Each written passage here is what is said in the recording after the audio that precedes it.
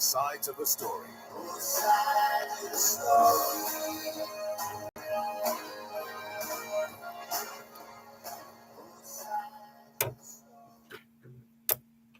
Knowledge is power. Class is in session. Hour 106. Tell me, and I forget. Teach me, and I remember. Involve me, and I learn.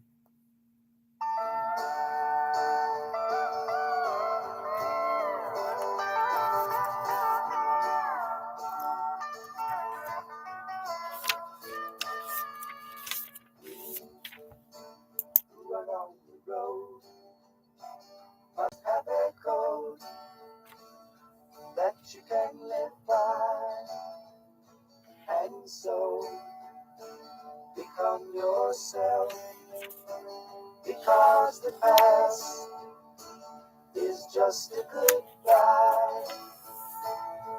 Teach your children well.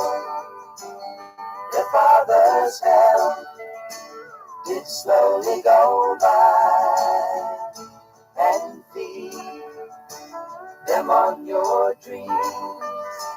The one they picked, the one you know by. Don't you ever ask them why, if they told you you would die. So just look at them and sigh,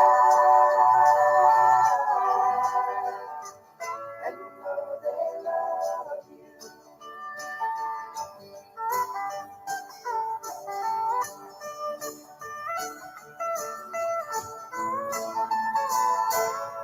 And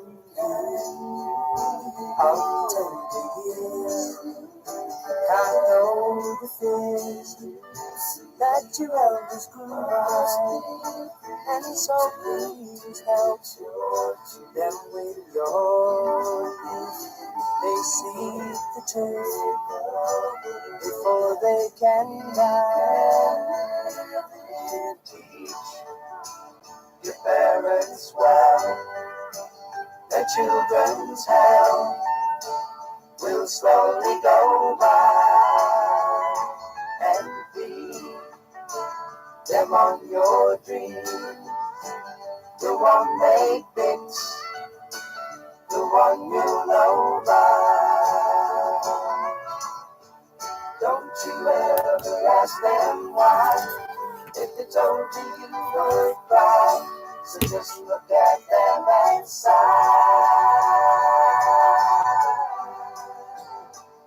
and know they love you.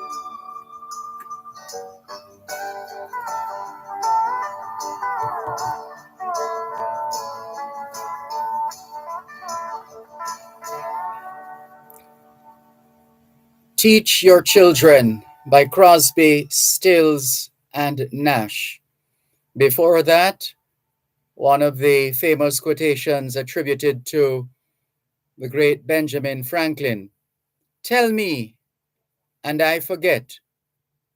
Teach me, and I remember. Involve me, and I learn. And we paired that with Teach Your Children by Crosby, Stills, and Nash. It's the International Decade of Healthy Aging, the International Decade of Ecosystem Restoration, the International Decade of Ocean Science for Sustainable Development, the Decade of Action for Road Safety, and the UN International Decade of Indigenous Languages. It's the fourth day of the fifth month of 2023, the International Year of Millets, those cereals grown in warm countries and regions with poor soils, bearing a large crop of small seeds, which are chiefly used to make flour. 2023 is also the International Year of Dialogue as a guarantee of peace. It's Hurricane Preparedness Week in the United States. Yes, already this early. The American Hospital Association and affiliated American health organizations are marking May as Mental Health Awareness Month, Stroke Awareness Month, Arthritis Awareness Month, Better Hearing and Speech Month, Cystic Fibrosis Awareness Month, Global Employee Health and Fitness Month, Healthy Vision Month, Hepatitis Awareness Month, Melanoma, Skin Cancer Detection and Prevention Month, Asthma and Allergy Awareness Month, Celiac Disease Awareness Month, High Blood Pressure Education Month, Osteoporosis Awareness and Prevention Month, Lupus Awareness Month, Physical Fitness and Sports Month, Teen Pregnancy Prevention Month, and Older Americans Month. The month of May is also being observed here in Jamaica as Child Month and National Exporters Month, Lupus Awareness Month, Education Month, and Workers Month. It's Kasinga Day in Namibia, the Crown Prince's birthday in Tonga. It's International Firefighters Day. Kokumin no Kyujitsu, a national holiday, as well as Greenery Day in Japan. National Youth Day in China, Proclamation of Independence and Declaration of the Republic of Latvia in Latvia, Remembrance Day for Martyrs and the Disabled in Afghanistan, Youth Day in China, we did say that, and Herden Kings, that's Remembrance Day in the Netherlands. Hoy es jueves, el 4 de mayo 2023, y les saludamos en cualquier parte del mundo que nos están escuchando en este momento. Estamos muy agradecidos por el don de la vida y el privilegio de servirles en otra edición de su programa, Both Sides of the Story, ambos lados de la historia. Nunca vamos a tomar su audiencia por sentado, porque sabemos que ustedes tienen otras opciones. Y esta es la razón por la cual jamás olvidamos darle las gracias por elegir Both Sides of the Story, ambos lados de la historia, de lunes a viernes desde las 2 hasta las 5 de la tarde, aquí en Power 106 FM. La misión continúa para educar, capacitar, iluminar y estimular el espíritu empresarial. Bienvenidos.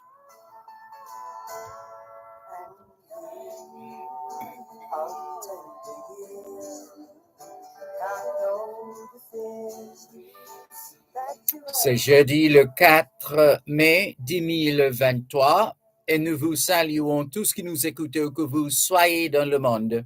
Nous sommes reconnaissants du don de la vie ainsi que du privilège d'être à votre service par une nouvelle édition de votre programme Both Sides of the Story, le pour et le contre. Nous ne considérons pas votre fidélité comme un du soi parce que nous savons que vous avez l'embarras du choix.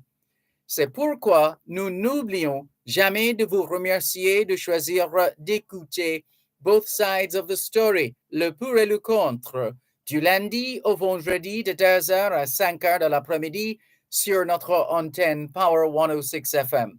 Nous continuons notre mission d'éduquer, d'habiliter, d'éclairer et d'encourager l'esprit d'entreprise. Bienvenue.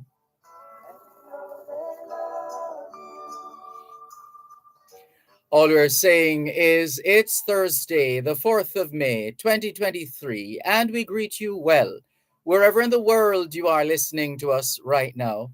We remain eternally grateful for the gift of life and the privilege to serve you on yet another edition of your program, Both Sides of the Story.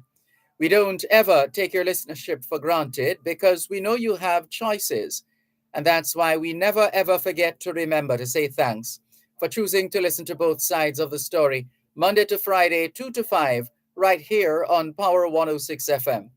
The mission continues to educate, empower, enlighten, and encourage entrepreneurship. Welcome.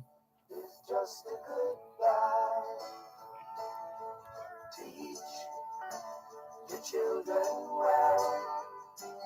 Their father's help did slowly go by, and feed them on your dreams. The one they pick, the one you know by. Don't you ever ask them why, if they told you would cry.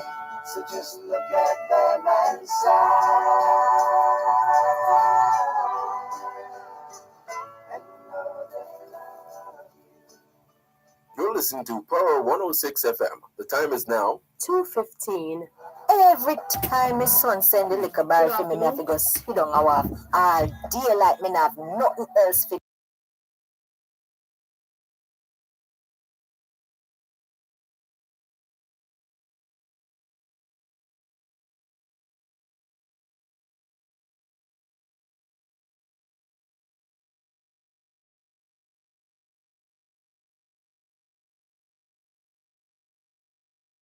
Or email contactlessclearance@jca.gov.jm. But God goody, me I go call customs and learn about the contactless clearance. Hook me up. Less waiting, more convenience. Try Customs contactless clearance today. Everybody spring into savings this April with the H&L Rapid True Value Sale. From April 24th to 30th, get up to 25% off selected plumbing supplies like Niagara toilets, mowing water saving faucets and sinks. Stay cool with 15% off solar fans and up to 15% off selected power tools and mesh wire. Civil servants, show your ID for an extra 10% off sale items. From April 24th to the 30th, you don't want to miss these amazing deals from H&L Rapid True Value. Conditions apply.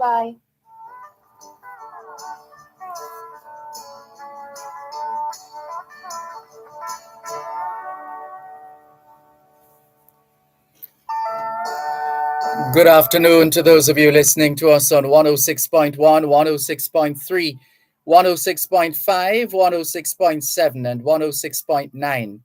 From Morant Point to Negril Point, from the Goat Islands to Galena Point, this is Power 106 FM, serving Jamaica and the diaspora.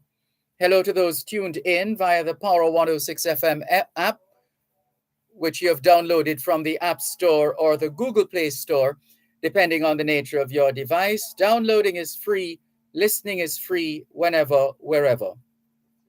We pause to recognize those who have dialed a designated number to listen to Power 106 FM from the United States and the United Kingdom. Those in the US who wish to dial a number to listen to Power 106 FM can call 631-359-8281. 631-359-8281. If you're in the United Kingdom and you wish to dial a number to listen to Power 106 FM, your number is 0330-606-0953. 0330-606-0953. We're streaming live video on the Dervan Malcolm Facebook page. If you're not there yet, log on to Facebook and the search box atop the page, type DERVAN MALCOLM, and you too will be able to not just hear but see what's happening in the studios of Power 106 FM. If you don't have a Facebook account, no sweat. There's always YouTube. You don't need to have an account to access YouTube.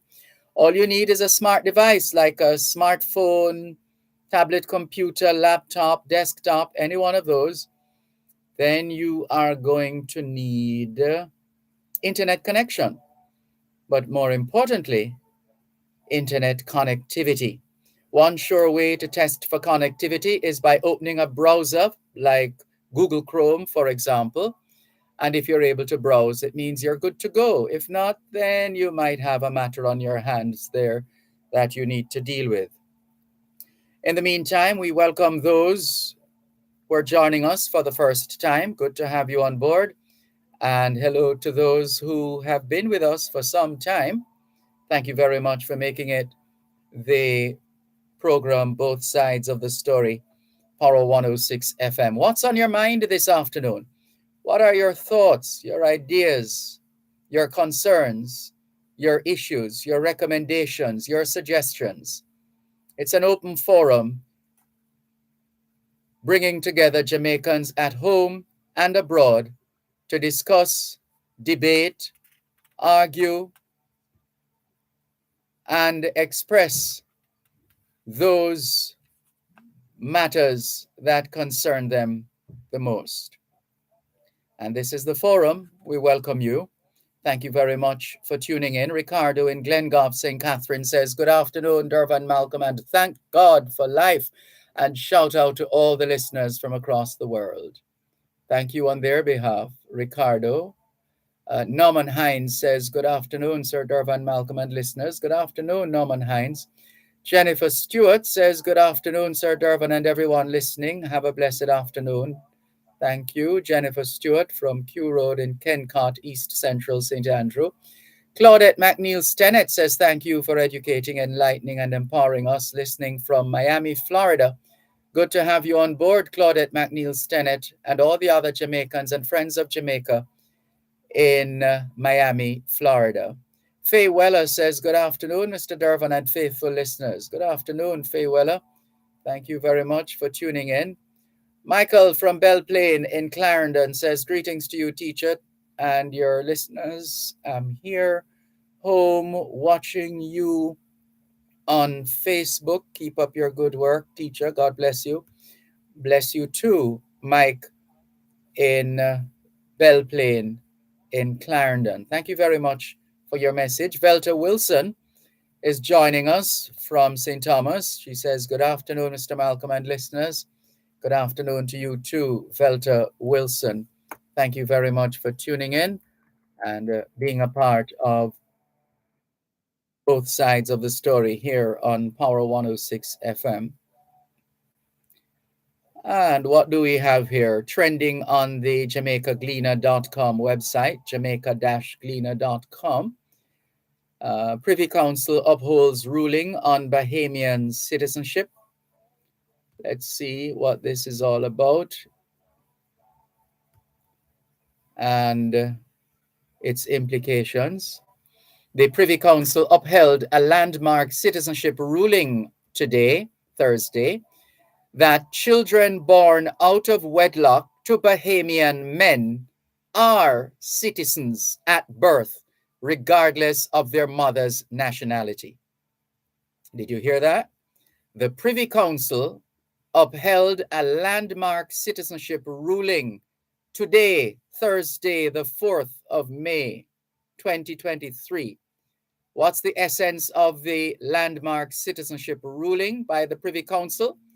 That ruling is that children born out of wedlock to Bahamian men are citizens at birth, regardless of their mother's nationality. The Constitution was previously interpreted as not automatically conferring citizenship to such people, and they had to wait until the age of 18 to apply for citizenship. Where else in the world does this happen? Seriously? The Tribune has reported that the ruling paves the way for the government to amend the Bahamas Nationality Act to further equalize access to citizenship. The government had reportedly said it would pursue that objective once the Privy Council rendered its judgment on the narrower citizenship issue. The plaintiff in the case, Shannon Roll, 24, has since become a citizen through the normal application process, but in 2021, he reportedly told the Tribune it was challenging waiting so long. In a statement issued Thursday morning, that's this morning, Prime Minister Philip Davis said, in light of the Privy Council's recent decision to uphold the landmark judgment made by Supreme Court Chief Justice Ian Winder in 2020, I would like to express my support and commitment to ensuring that our country's laws and policies are fair and just for all Bahamians. Well, that one took a while though, didn't it? That's one of the trending stories right now. There's another one or another couple of stories, just in case you've been too busy to pay attention to the pop-ups on your phone and the news on the radio or TV or wherever you get your information. Here is another one. U.S. Senate confirms Jamaican American as U.S. federal judge.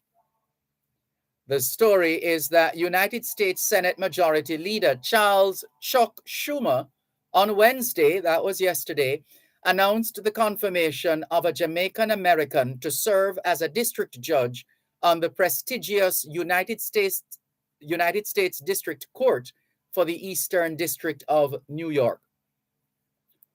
Aurelia, could be Aurelia. If you know her and know how she pronounces her first name, please let us know. Orelia. On the face of it, it looks like Aurelia.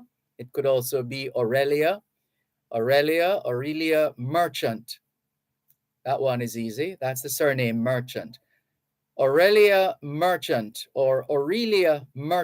will be United States District Judge for the Eastern District of New York. Chuck Schumer said he forwarded the name of Bronx-born and Brooklyn resident Aurelia Merchant, whose father is a first-generation Jamaican American, for the EDNY to the Biden administration and championed her nomination. Merchant is on one of the most diverse rosters of judicial picks by the Biden administration. The Senate confirmed her by a 51-48 vote. U.S. Senator Lindsey Graham, the top Republican on the Senate Judiciary Committee, was the sole member of his party to vote for Merchant. Goodness. Well, can't stop the Jamaican, my friend. Can't stop the Jamaican. You can't stop that. Aurelia E. Merchant, my fellow Brooklynite, brings extensive judicial and leadership experience to the table, Schumer told the Caribbean Media Corporation. As Chief Deputy Attorney General in New York, she's responsible for managing 8,000 active cases and 250 attorneys in prosecution and defense of actions and complex cases in state and federal court. She brings professionalism and integrity with her every day in her work, and I am proud to have championed her nomination to the EDNY bench. Ms. Merchant is a brilliant legal mind, and her confirmation helps ensure that the bench of the Eastern District better reflects the diversity of the people it serves. Merchant, whose husband, Kareem Kamara, is a former New York State Assemblyman and a pastor at Abundant Life Church in Brooklyn, is the Chief Deputy Attorney General for State Counsel and a member of the New York State Attorney General's Office Executive Leadership Team. She oversees 8,000 active cases and manages 450 employees, including 250 attorneys in prosecution and defense of actions and complex cases in state and federal court. Prior, she served in the U.S. Attorney's Office for the Eastern District of New York and as Assistant Regional Counsel for the United States Environmental Protection Agency, Region 5 in Chicago, Illinois. She also served as a Special Assistant United States Attorney in the Eastern District of Louisiana in both the civil and criminal divisions. Merchant will join the United States District Court for the Eastern District of New York upon receiving her judicial commission and taking her judicial oath. She's a graduate of Dillard, a prestigious historically Black university in Louisiana, where she earned a Bachelor of Science degree in physics and mathematics. Merchant also holds a master's degree in marine science from the College of William and Mary, a public research university in Williamsburg, Virginia. She earned her Juris Doctorate law degree from Tulane University Law School in New Orleans, Louisiana. Tulane University said in a statement on Wednesday that Merchant had worked in the Tulane Environmental Law Clinic and was among a group of students who took on the cause of Black residents in Convent, Louisiana, who suffered health impacts from chemical plants in their community. Has to be a Jamaican to take on this awesome responsibility. Congratulations to Aurelia Merchant. Well done. Well done. And let's see if we can leave. Well, there are a couple more on the local scene. Opposition wants Warmington sanctioned for boorish behavior. Vice President of the People's National Party, PNP, and spokesperson for Works, Michael Phillips, is calling for Prime Minister Andrew Holness to sanction Minister without portfolio with responsibility for Works, Everald Warmington, for continued arrogant and boorish behavior. Phillips's remarks follow comments made by Warmington as he resisted councillor candidate for the Fellowship Division in East Portland, Colin Bell's attempts to join him on a tour of the area on Wednesday. You're listening to Power 106 FM. The time is now 2:30.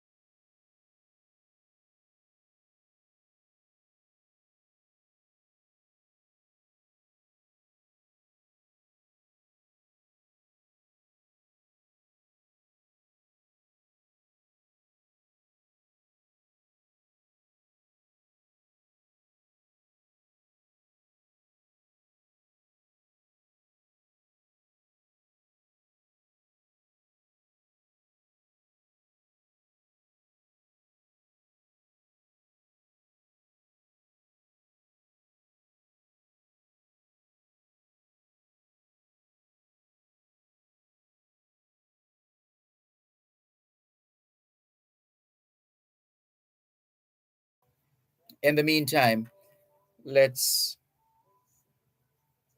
continue with more here on your program, Both Sides of the Story, Power 106 FM. Let's see.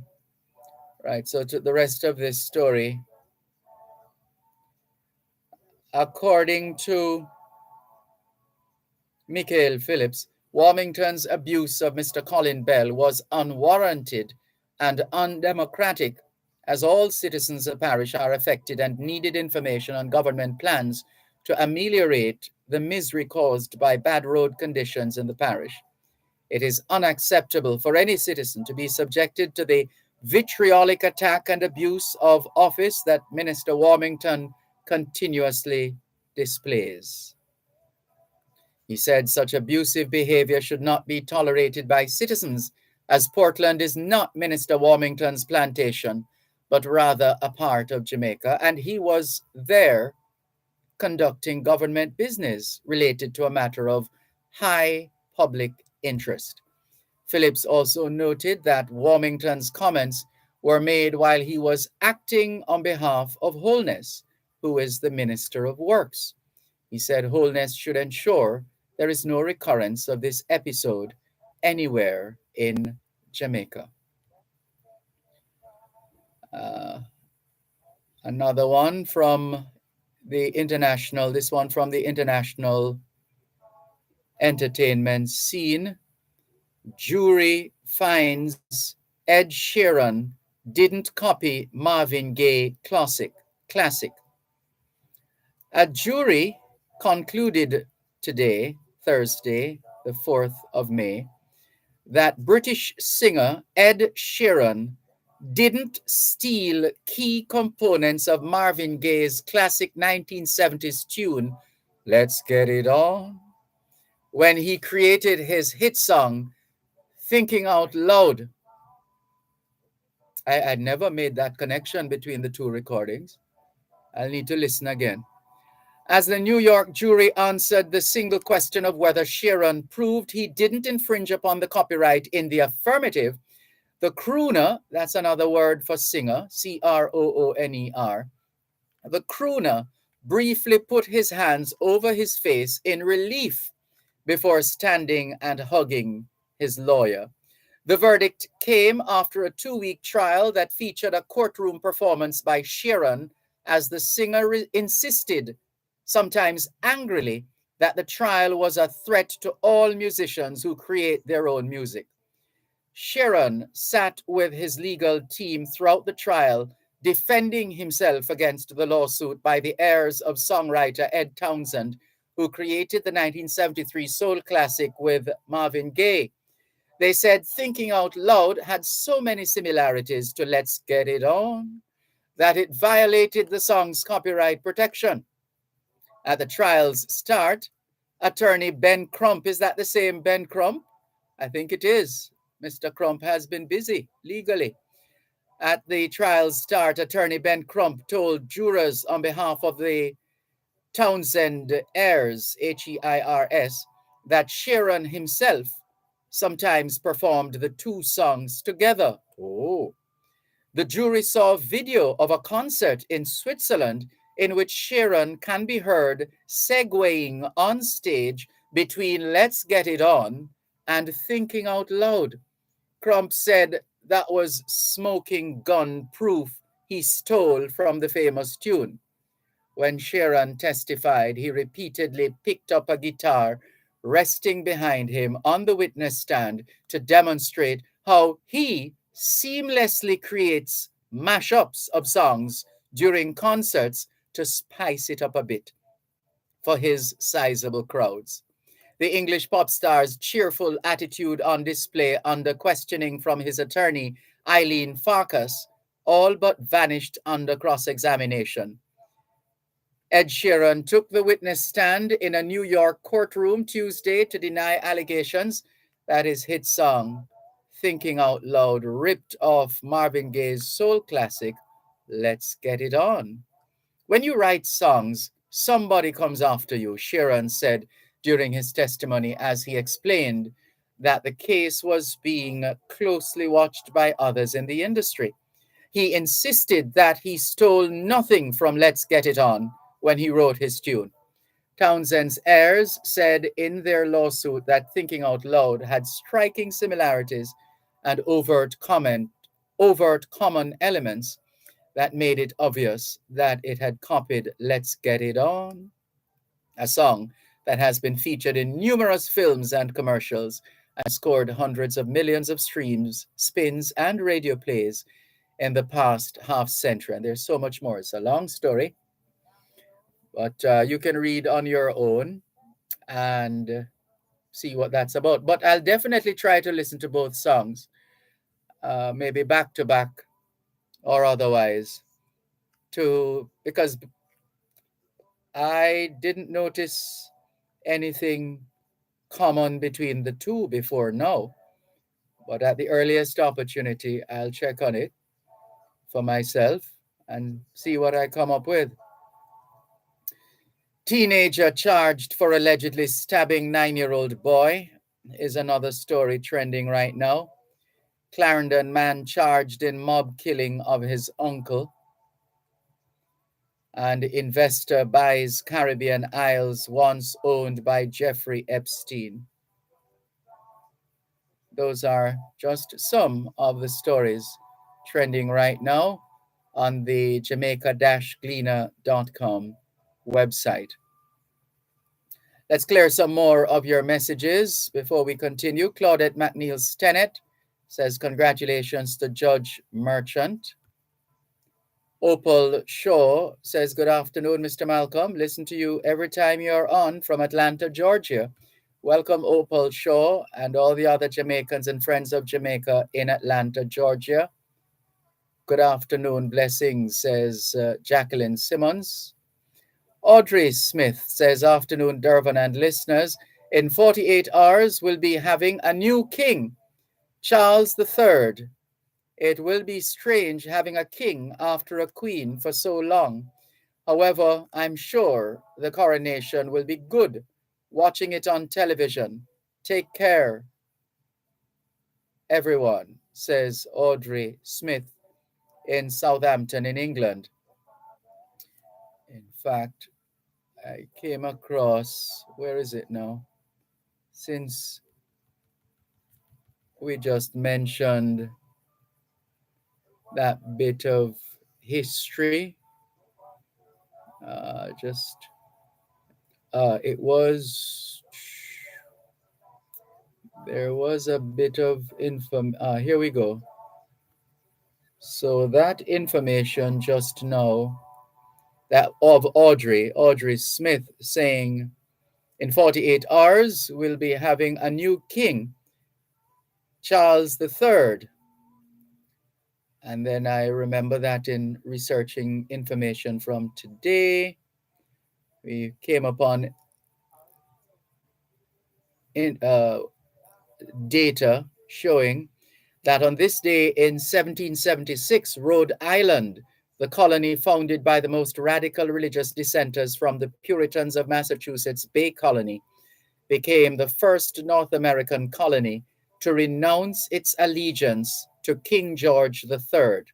Ironically, Rhode Island would be the last state to ratify the new American Constitution more than 14 years later on May 29, 1790. Good afternoon to Sean Chambers. He says, good afternoon, Uncle Dervan. I'm sorry for the generalization that I make on your program yesterday. I'm very sorry for that statement yesterday. I do apologize. I wish you all the very best. Well, I don't remember what that was, but thank you very much.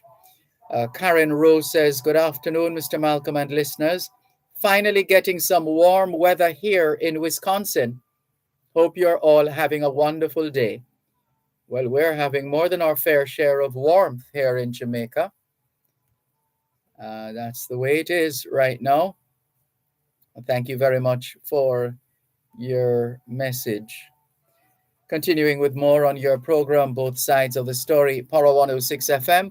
Taking your calls on 876-922-4112-5. 876-922-4112-5. Text line, same as the WhatsApp number, which means you can not only send us your text messages, your WhatsApp messages, your voice notes, but you can call us on WhatsApp as well. That number is 876-365-3346. 876-365-3346. Let's see what we find here now. What this merchant appointment to the Supreme Court in New York adds to Jamaica. This is just a Biden political camp, says somebody on WhatsApp. Well, who said it had anything to do with the simple point, the simple thing that we're pointing out is here's another Jamaican doing well. Here's another Jamaican doing well. That's it. That's it. And let's go to the phone lines once again. 876-922-4112-5. Good afternoon. Thanks for calling. Mr. Malcolm, present good evening to your listener. Good afternoon. All right, you see, all I'm going to talk about Holland Bamboo, the bloody gentleman come out with it now. It's a mile and a half, right? But then it's 3 miles and the gleaner. And I started my season about 2 years ago, you know, Mr. Button, right? Probably about 3 years missing yourself. So I come and make up the argument. When you hear me, I'll give a phone number and try to bring me born on Middlesex. Sir, who call the program myself from Middlesex? My name is Coombs. I used to live at Middlesex with Mr. Kenneth Thompson, the Indian man by the postal agency. So my number is 406-4300. Sir, from Middlesex, call me when I want to talk to you. You are perfectly right. 406-4300. Me used to live at 26. Me live down there 1967. Before the train crash. 67, yeah. 57, 67. So the time you're 20-year-old. Thank you, Mr. Malcolm. Thanks for the call. Take care. Thank you. This is your program, Both Sides of the Story, Poro 106 FM, still streaming live on the Gleaners website, go-jamaica.com, live on your smart devices all over the world. Taking your calls on 876-922-4112 to 5.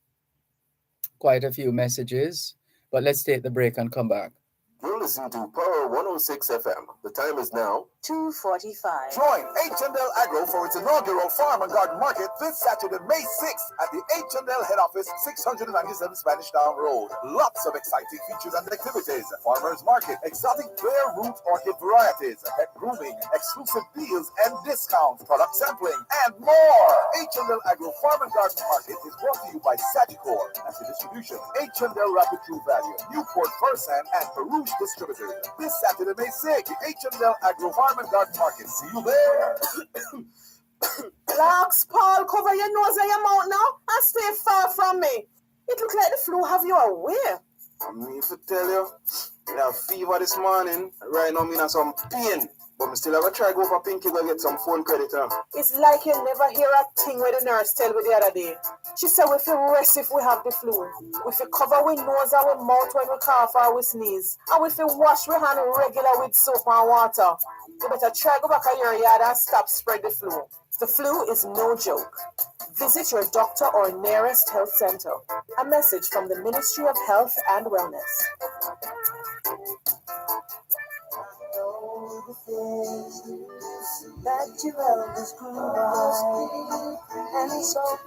Thanks a lot for staying with us here on your program, Both Sides of the Story, Poro 106 FM, still streaming live on the Gleaners website, go-jamaica.com. The Mico University College Alumni Association sharing with us that in collaboration with the Jamaica Teachers Association, JTA, they'll be hosting an Education Week panel discussion. That's next week. Next week is Education Week. And there will be a panel discussion with the theme, Creating a More Conducive Classroom Environment. Creating a More Conducive Classroom Environment. The panelists, Dr. Leakim Samaj, Transformation Psychologist, Dr. Kate Dunkley, Dean of the Faculty of Humanities and Liberal Arts, the MICO, Mr. Noel Esty, Mind Education Specialist, and Ms. Angelica Dalrymple, National President of an organization abbreviated as JAGCE. The meeting ID on Zoom is 840-0848-4817. That's 840-0848-4817. The passcode is 199770. Passcode 199770. Thank you very much for sharing that bit of information with us, Dr. Merritt B. Henry. Wishing you all the best for a successful event. To the phone lines once again. Hello, good afternoon. Thanks for calling. Good afternoon. Good afternoon. Honorable public intellectual. Sounds like you're calling us from the UK. Is that where you are? All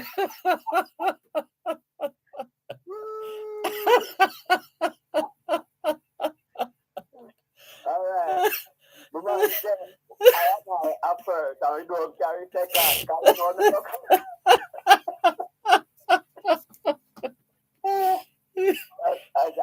honorable Jamaican. You know, things say you see that proud. Are your king crown nation, man, and up there. Like we can have. No, but you're the one who insists that the king needs to pay for your passage back to Africa. Isn't that so? Oh, of course. And not only the king, all who benefit from the slave trade, you know? Yeah. European nation and who are come to see them now. But on a serious note, Yes. you ask your question, you do I'm proud of your king, because he's a Jamaican, The coronation of your king, King Charles III. And I'm the king of Jamaica now. The queen Until Jamaica's system of government is changed. Okay, so you're proud of your king? Why would I be? Well, so why you wouldn't be? That's He's a Jamaican. Well, the king is Jamaican. Put it this way. Why you do I'm proud of your King Charles? Because we should be long standing on our own feet. We who? We, the people of Jamaica, land we love. Oh, you're talking about the black population here. Talking about those born here, Yeah. and those by other means who have sought and received Jamaican citizenship. Okay, who no state citizenship from? No citizen, you can't get no citizenship without Charles or Elizabeth, And him go no citizen, make him be a citizen of Jamaica. Not at all. Yeah, man, you have to check it It's out. by virtue of being born in Jamaica or becoming a naturalized citizen of Jamaica, etc. There are a few ways All right, in which, yes. Rest I will like a free reason the monk to say quickly. Like what they married that we read a thing. It has said, listen, UK born Jamaican in Africa. Define that to me. UK, remember say UK born Jamaican. How could that be? UK born Jamaican is in the UK born Jamaican, which means that the individual born in the UK was born in the UK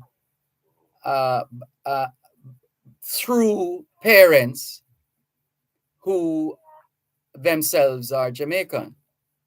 Okay. So the fact that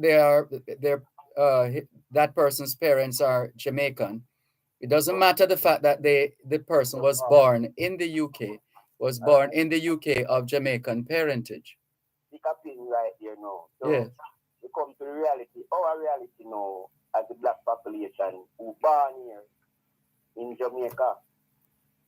We're born here in Jamaica, but we are African in the same thing like we just said. Yeah, those of us who can afford to trace our roots and see where we're coming from and where our ancestors were from, etc., that do that to shore up, to strengthen, to firm up their identity. Oh, their African identity. Mm-hmm. Okay. So, a country with a black population who born here in Jamaica, Yes. I'm proud of your King Charles. What him do make you do I'm proud of him. And you should be proud of your king. That Jamaica belongs to King Charles, a democracy constitutional monarchy system of government. And them rule Jamaica, them own Jamaica. So I don't know where you are. A bright star like you. I don't want you to miss your flight, Are you finished packing? Because the coronation is in a couple of days. Okay. I tell you better than that. Now that we have the Ethiopian crown who exalt are bestowed upon your sister. Who's that? Her Excellency, Honorable Olivia Babsy Grange. I go like you don't know that such a title was bestowed upon her. One of Ethiopia's highest title. And make her know when you address her, you have to address her as Her Excellency. We're not as Her Excellency. We're not aware of that. Otherwise, we would be addressing her as such. All right, I'm going to tell you to sign it as an honorable star. I know you give me a little clip. Yeah, but remember, some things are more, titular or symbolic than anything else. It's not. Yeah. It doesn't necessarily go beyond that. Okay. You say necessarily go beyond that. It could just be titular, titular, Yeah. as in just a title or symbolic. So who you address as His Excellency or Her Excellency? Who is addressed by A few persons holding a few positions. For example, the Governor General, His Excellency. or head of state, okay? So we give thanks to this honor that has bestowed upon her, because she said to take it on your behalf, on the behalf of. Why are you excluding yourself? You're a part of the family of Jamaicans. No, I'm a part of the family of God, the Ethiopia, Black continent, our historical home. That is where we're a part of. We're not a part of the Western world. We were taken away from Africa and carried the Western world now, and they're ruled by King Charles and former British monarch. We don't want to go after. We don't want to go Republican now, but isn't that what is happening now? Isn't there an attempt to let go and to break free and to be liberated?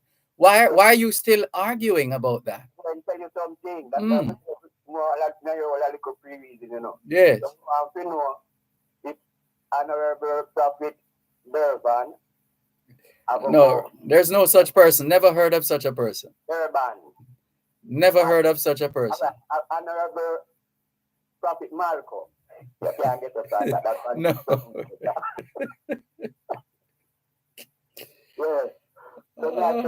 Yeah. Go ahead before time runs out on you. All right, so me have to right now. You know what more to never go to Commonwealth Republic. What kind of republic you want to go? Well, that is what is being deliberated on right now. Commonwealth Republic. And that's not the only type of republic that is being deliberated on right now.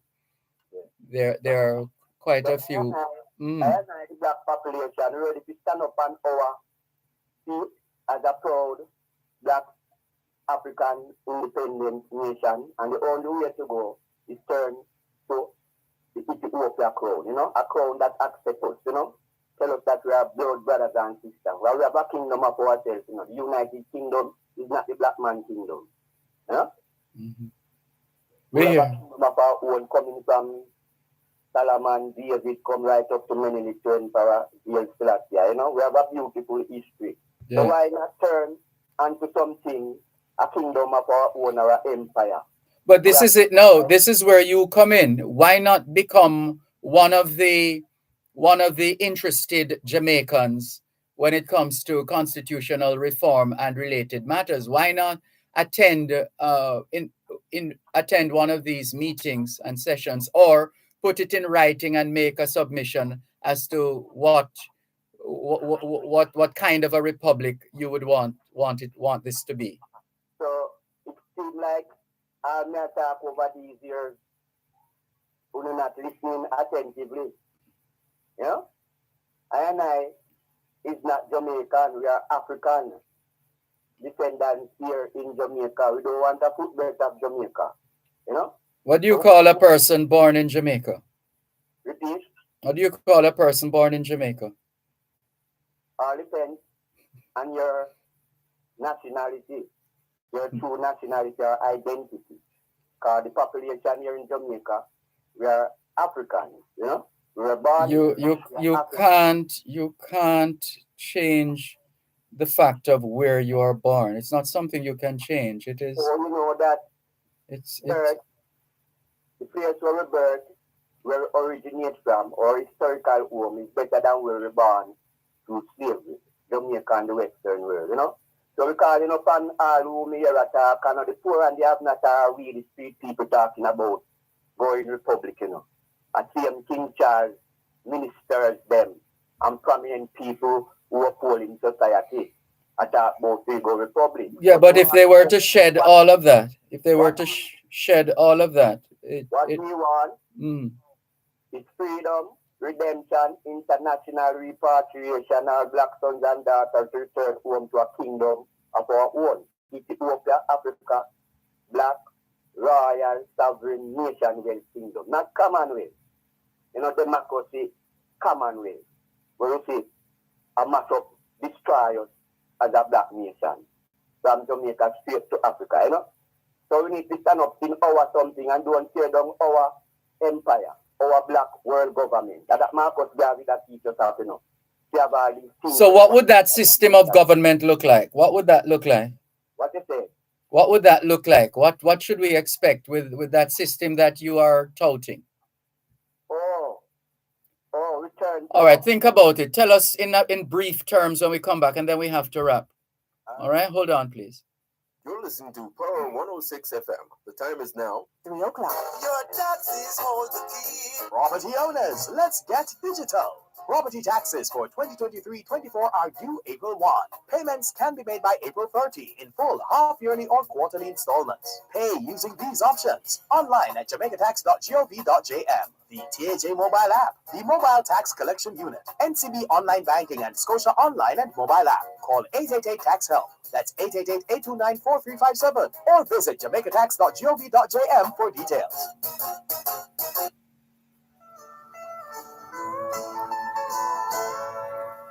Yes, Ras Lloyd, let's hear your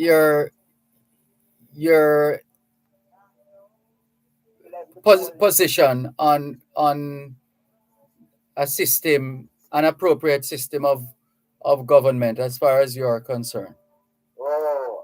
A united Africa, our black sons and daughters in the world, you know, where these our black appeal, black philosophy, you know, black teaching of ourselves, you know, knowing that we are the first people and we bring civilization to the world. So we want to return to our farmer.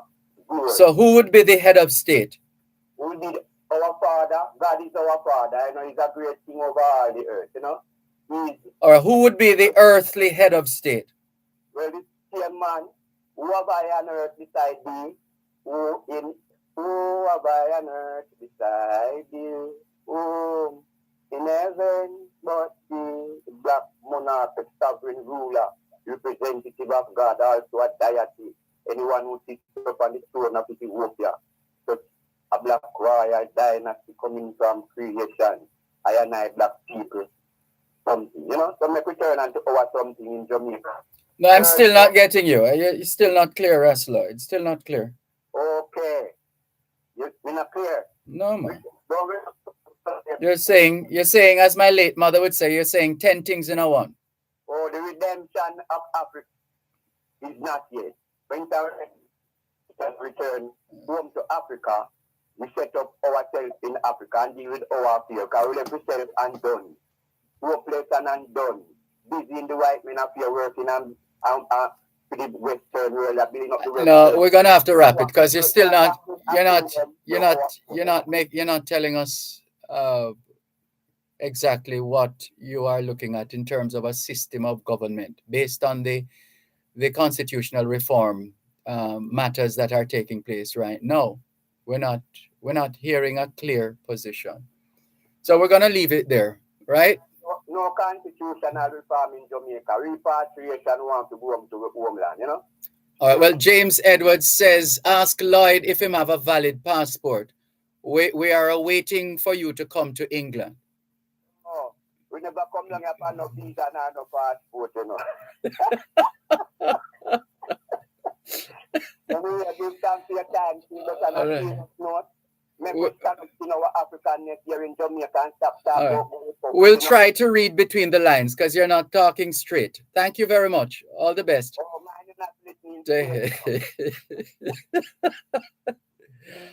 Thank you very much for staying with us here on your program, Both Sides of the Story, Poro 106 FM. Good afternoon. Thanks for calling. Are you there? No, that person got tired of holding. Sorry about that. Hello? No problem. I wonder if Lloyd really want to go back home.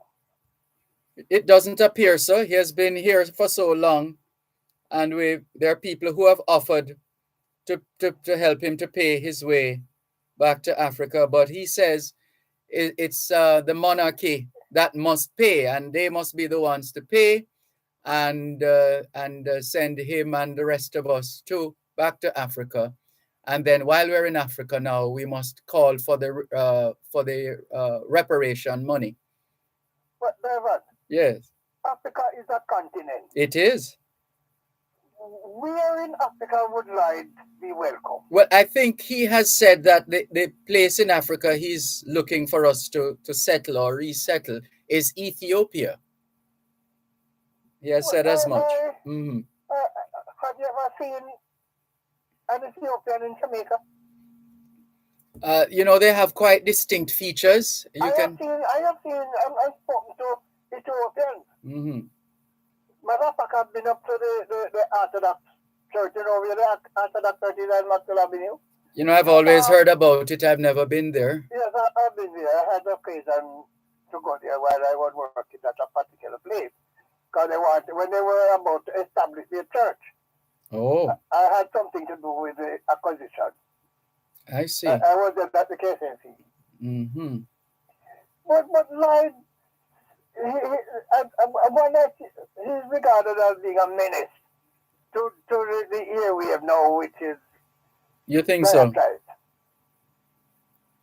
Because this is an effort in futility. Yeah, it just keeps going around in circles, really. Yeah, because when the Israelites, who are now regarding themselves as Israelites, leave and go back, went to Israel, because I am quite sure, based on what I have read and heard, yes, those people who are occupying Israel now are not really Israelites. The original Israelites are not there. Right. These people are Europeans, Caucasians, who are spread all over Russia, Romania, that part of Europe. Those are the ones who were settled here in 1948. You must have known something like that. Mm-hmm. So after the 48 was a watershed year. Yeah. Mm-hmm. So like man, somebody I think he needs some counseling. I wanted somebody from there was an embassy, Ethiopian embassy out here. Oh, there is? Yes, there was an embassy out here. I think it was located up in off Narbrook Drive. I've been there. Oh. So I need to get some. He needs to get going, eh? Yes, but because I am almost sure that him can just go down to Ethiopia and come back home. Well, that is it. You can't just go. You can't just turn up and say, "Them send me." Yes, no, me come back home. No, I said him come back home. Come back home. Right. So send police advice, like if you need any help financially, I think you can launch a fund back to Ethiopia, back to Africa movement, and a lot of us would contribute voluntarily to your return, and to people like you, people of like mine. Well, hope he's still listening. Thank you very much for the call. My brother. You too. Good. Bye-bye. This is your program, Both Sides of the Story, Power 106 FM, still streaming live on the Gleaners website. I have a caller here who has been holding for 22 minutes, 46 seconds. So let's go to that caller from Florida. Hello, good afternoon. Thanks for calling. Yes, boss. Good afternoon. How you doing? I am fine, thanks. How are you? I'm okay. All right, I have 2 points here. Good. First one is, you mentioned something about England make a ruling pertaining to the immigration system in the Bahamas. Yes, that's a story on the Jamaica-Gleaner website. All right, I was trying to make a point to somebody and they was telling me that's not to work. But I think you have an immigration line coming up soon, right? The U.S. immigration, your legal corner with a focus on U.S. immigration, that's coming up at 3:30. Yes. Yeah, I want to ask her because I remember one time when Donald Trump, when him just get in there and him a spit fire, him say, if your child born in the United States and you the parents illegal and them ever send you home, then they can also send home the child with you, and when the child is 18, the child return. And many people say it couldn't work like that. When them turned to Hillary Clinton, she said that law is on the book in the Bahamas, England, and Cayman. If the parents illegal, the child have to go if the government decide that. And when the child is 18, the child can return. So when the lawyer come up, I want to ask her how that law work. All right. Our next point is, I hear the Integrity Commission people, I got slap a few people with some charges. And I remember when they go for the top man, some people say they don't want the authority to do that. So how that work now? I have no idea what you're talking about. All right. Remember some time ago, they said the top man should be charged, and then they said they're not going to do it. And they said they only have the power to investigate, not to bring charge. Yeah, there are certain circumstances that worked in favor of the prime minister at the time. Oh, so what happened to these people they're going to charge now? It remains to be seen. Now, well, the point I'm trying to make is their power changed from investigation to charge now? No, I don't know from what angle you're coming with that position. No, because you hear them say they only have the power to investigate, but now they say they're going to charge some people, so that's why I'm asking what the difference now.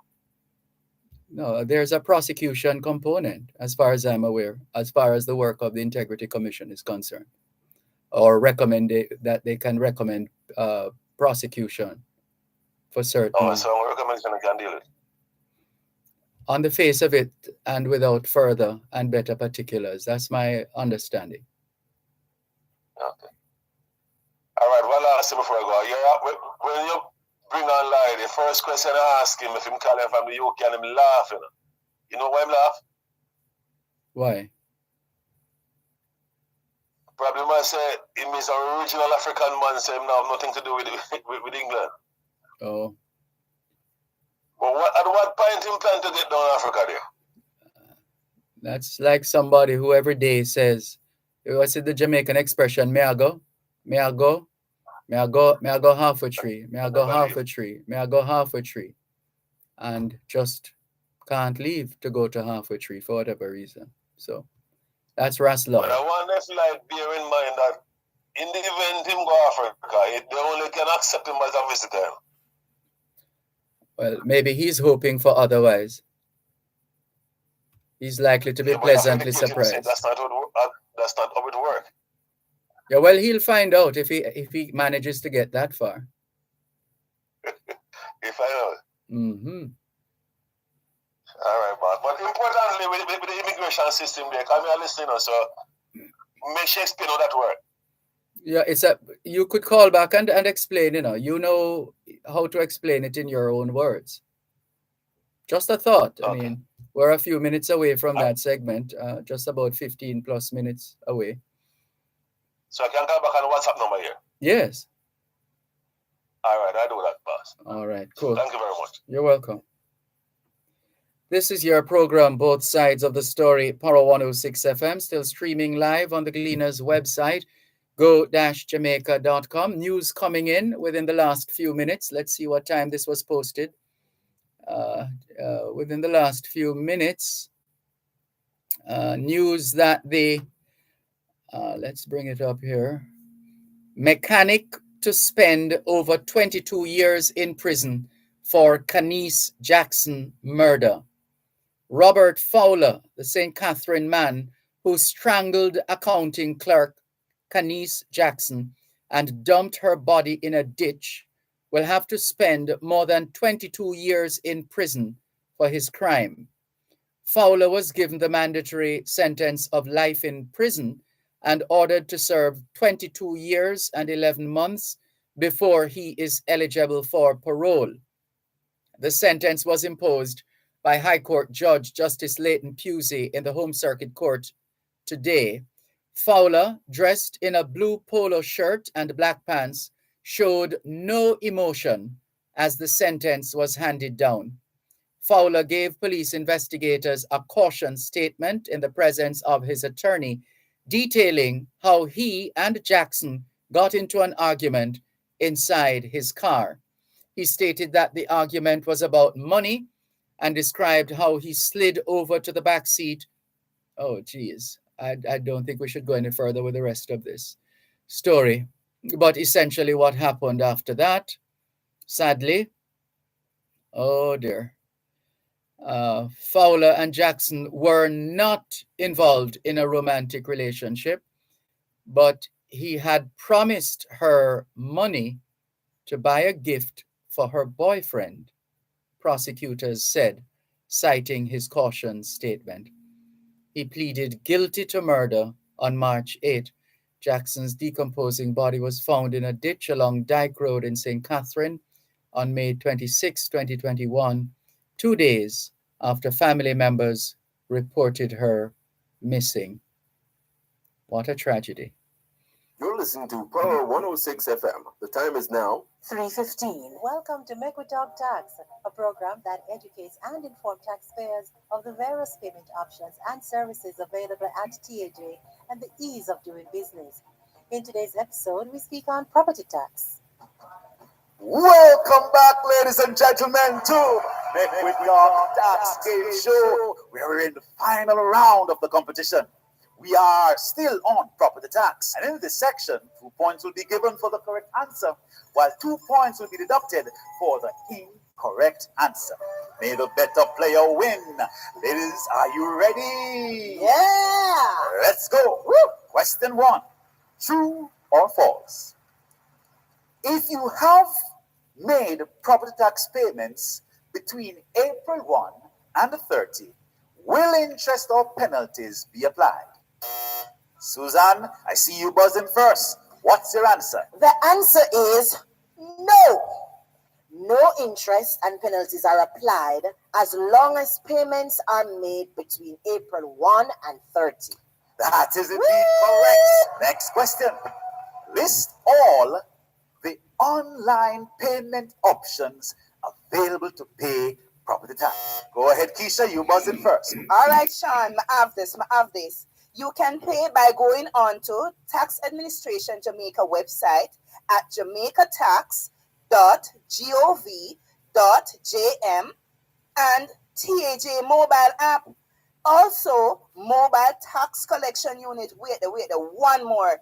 NCB banking online. Oh, so close, Keisha. I'm afraid your answer is incomplete. Me not like this to me. Yes, my dear, you left out the newest payment options. And these are the Scotia Online and Mobile app. Okay, this now makes the competition so intense. We are now at our final question. How do persons check property tax balances? Susan, was it? Go on, Susan. Property tax balances may be checked using the TAJ's online query feature via jamaicatax.gov.jm. You are indeed correct. What a beautiful way to close the show. And to my wonderful audience, this is an amazing feature. And it saves you time from visiting the tax offices to pay your property tax or to see your balances. I suggest that you log on now to jamaicatax.gov.jm and check the property tax balances, as the online query feature is free. We are now at the end of the TAJ's Make with the Tax Game Show. Let me say, this was indeed a very close match, as the candidates did exceptionally well. Congratulations to you both, and heartiest congratulations to the winner of this day's Make with the Tax Game Show by just 1 point. Are you ready to hear the winner of TAJ's Make with the Tax Game Show? Well, the winner is Susan Ronan, hailing from the parish of Kingston. Thank you, ladies and gentlemen, for staying with us and for being such a wonderful audience. Join us next time on another exciting and interesting and intriguing topic of Make We Talk Tax Game Show, where we will showcase the skills and the talents of individuals on everything tax. And today was all about property tax. Hey, Sean, what a showdown! Both ladies were knowledgeable on property tax. Congratulations, Suzanne, and well done, Keisha. If you have further queries, call the Customer Care Center at 888 Tax Help. That is 888-829-4357, or visit our website at www.jamaicatax.gov.jm. If you are in the USA, call 1-888-GO-JA-TAX. That is 1-888-465-2829. Make We Talk Tax is a production of TAJ's Corporate Communications team. Hoping you will join us again next time on Make We Talk Tax. Tax Administration Jamaica, working together to serve you even better. Your taxes hold the key. Property owners, let's get digital. Property taxes for 2023-24 are due April 1. Payments can be made by April 30 in full, half-yearly or quarterly installments. Pay using these options. Online at jamaicatax.gov.jm, the TAJ mobile app, the mobile tax collection unit, NCB online banking and Scotia online and mobile app. Call 888-TAX-HELP. That's 888-829-4357. Or visit jamaicatax.gov.jm for details. Dr. Jackie Campbell is on call this and every Wednesday evening at 8 with Powering Your Health. Powering Your Health is Power 106 FM's flagship program dedicated to health and wellness. Your one-stop place to power a healthy lifestyle. How can we help you to power your health? You can reach the show anytime by calling 876-922-4112-5 or by sending a text or WhatsApp message to 876-279-8598. Brought to you by Benson Pharmacy and Wellington Dental. That's Powering Your Health. Powerful health and wellness discussion and interaction. This and every Wednesday at 8 p.m. Only on Power 106 FM.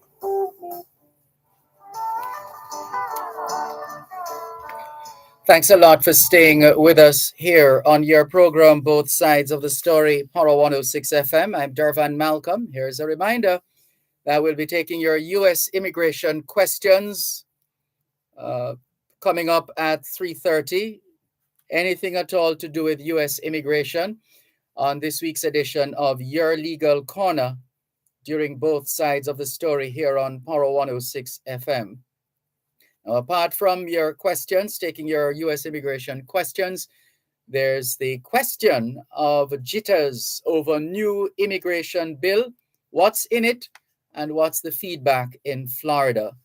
Our guest on Your Legal Corner, U.S. immigration attorney Delia Walker Huntington, joins us in a few minutes' time. In the meantime, let's go back to the phone lines, 876-922-4112-5. Good afternoon. Thanks for calling. Good afternoon. Good afternoon. Good afternoon, doctor. You're too kind. Okay, TT here.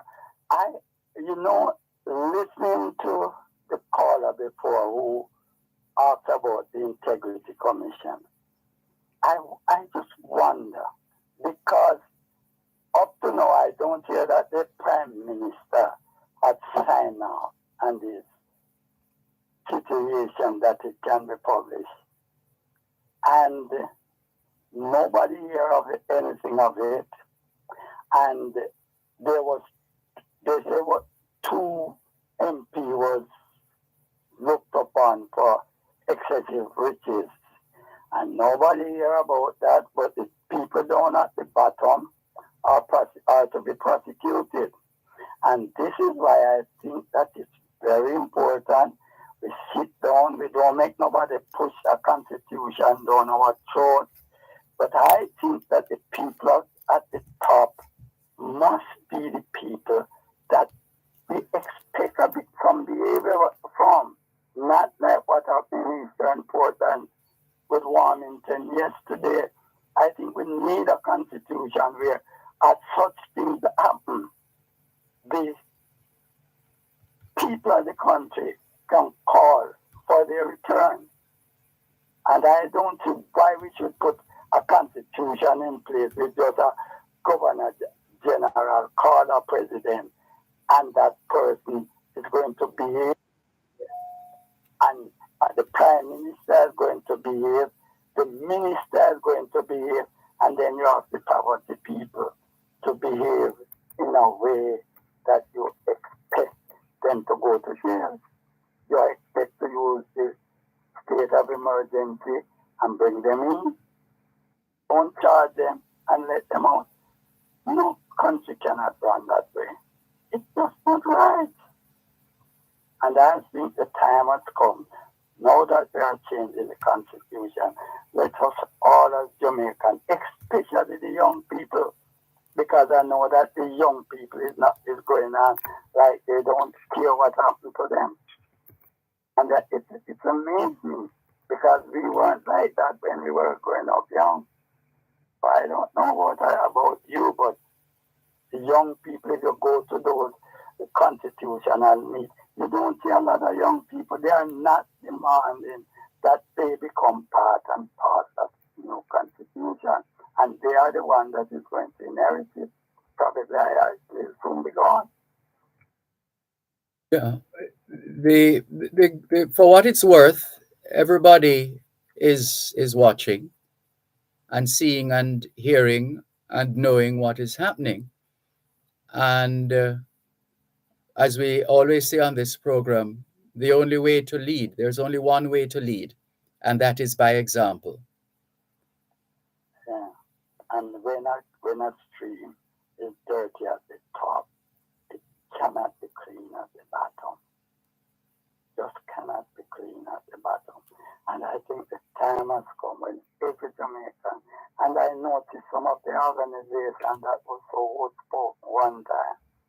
Look what happened in Eastern Portland. You don't hear the PSOJ said nothing. You don't hear the church put out a statement. You hear nobody. That is our MP and our minister. That is in the Prime Minister's office. You don't hear nothing from the Prime Minister. You don't hear nothing from the General Secretary. You don't hear nothing from the Chairman of it. It can't be that way. We're listening for them. And I know that a lot of people, not only me, is listening, so other people are listening. Anyway, my brother, I realize that I want to, this program that you have, that follows is so informative. And as you as a man of the diaspora, the professor of the diaspora, You're very kind. I know they are listening for this program, so I don't want to go over in that time. So I hope that we'll talk again tomorrow. Okay. Thanks for the call. Take care. This is your program, Both Sides of the Story, Power 106 FM, still streaming live on the Gleaners website, go-jamaica.com, live on your smart devices all over the world. Good afternoon. Thanks for calling. Oh, good afternoon. Quick rebuttal. No, man. No, man. You got a good run. Please try us again tomorrow. Try us again tomorrow, please. Continuing with more on your program, Both Sides of the Story, Power 106 FM, still streaming live on the Gleaners website, go-jamaica.com. Good afternoon to Mikey Jarrett in Brooklyn, New York. He says, blessings and blessed love, my brother Dervan Malcolm from Bushwick, Brooklyn, New York. Say hello to my friend, Sadsak. Junior Jabari says, good afternoon, Dervan. Can a woman become a governor general? I have never seen one. Really? I think Canada, I think Canada still has a female governor general as far as I know. But you can double check that. Check that. What would prevent a woman from becoming governor general? Anyway, that's Junior Jabari. Hope you got your answer, Junior Jabari. Albert in Coconut Creek, Florida says, Dervan, Lloyd, the parable speaker. Sometimes you hate to hear him, yet keeps on listening to him. Albert says, I would pay for Lloyd's DNA test to confirm his ethnicity if he's truly, if he's truly, if he truly wants to establish his Africanness. Natalie Winter from Washington Gardens says, nothing is wrong in returning to Africa as long as you're prepared to be a productive citizen and contribute meaningfully to national development. Inez Ayona Campbell in Bridgeport, Connecticut. Greeting everybody. Good afternoon. Joan Edgehill in Central Florida is also tuned in, and Valerie Rochester in Atlanta, Georgia. Help us protect Jamaica's borders. Tell us about any illegal guns coming through customs controlled areas. Call Crime Stop at 311. The time by the Jamaica Customs Agency is 3:30. Welcome to Your Legal Corner on Power 106 FM, your source of information for all matters regarding U.S. immigration. Call in with your questions and concerns on 876-922-41125. You can send a text or WhatsApp message to 876-279-8598. Time now for Your Legal Corner during both sides of the story, right here on Power 106 FM. It is a Thursday afternoon, just after 3:30, and you know what that means. Time for Your Legal Corner during both sides of the story here on Power 106 FM. Any immigration, U.S. immigration related issue that you have, please feel free to share during the next half an hour. So all your U.S. immigration questions, we're taking your calls right now, 876-922-4112-5, 876-922-4112-5.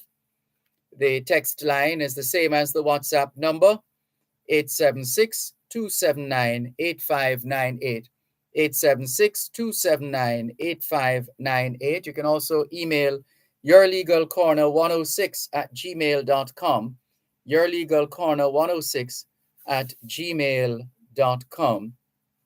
And let's say hello, good afternoon, and welcome to our host on Your Legal Corner, Dahlia Walker Huntington, U.S. immigration attorney. How are you?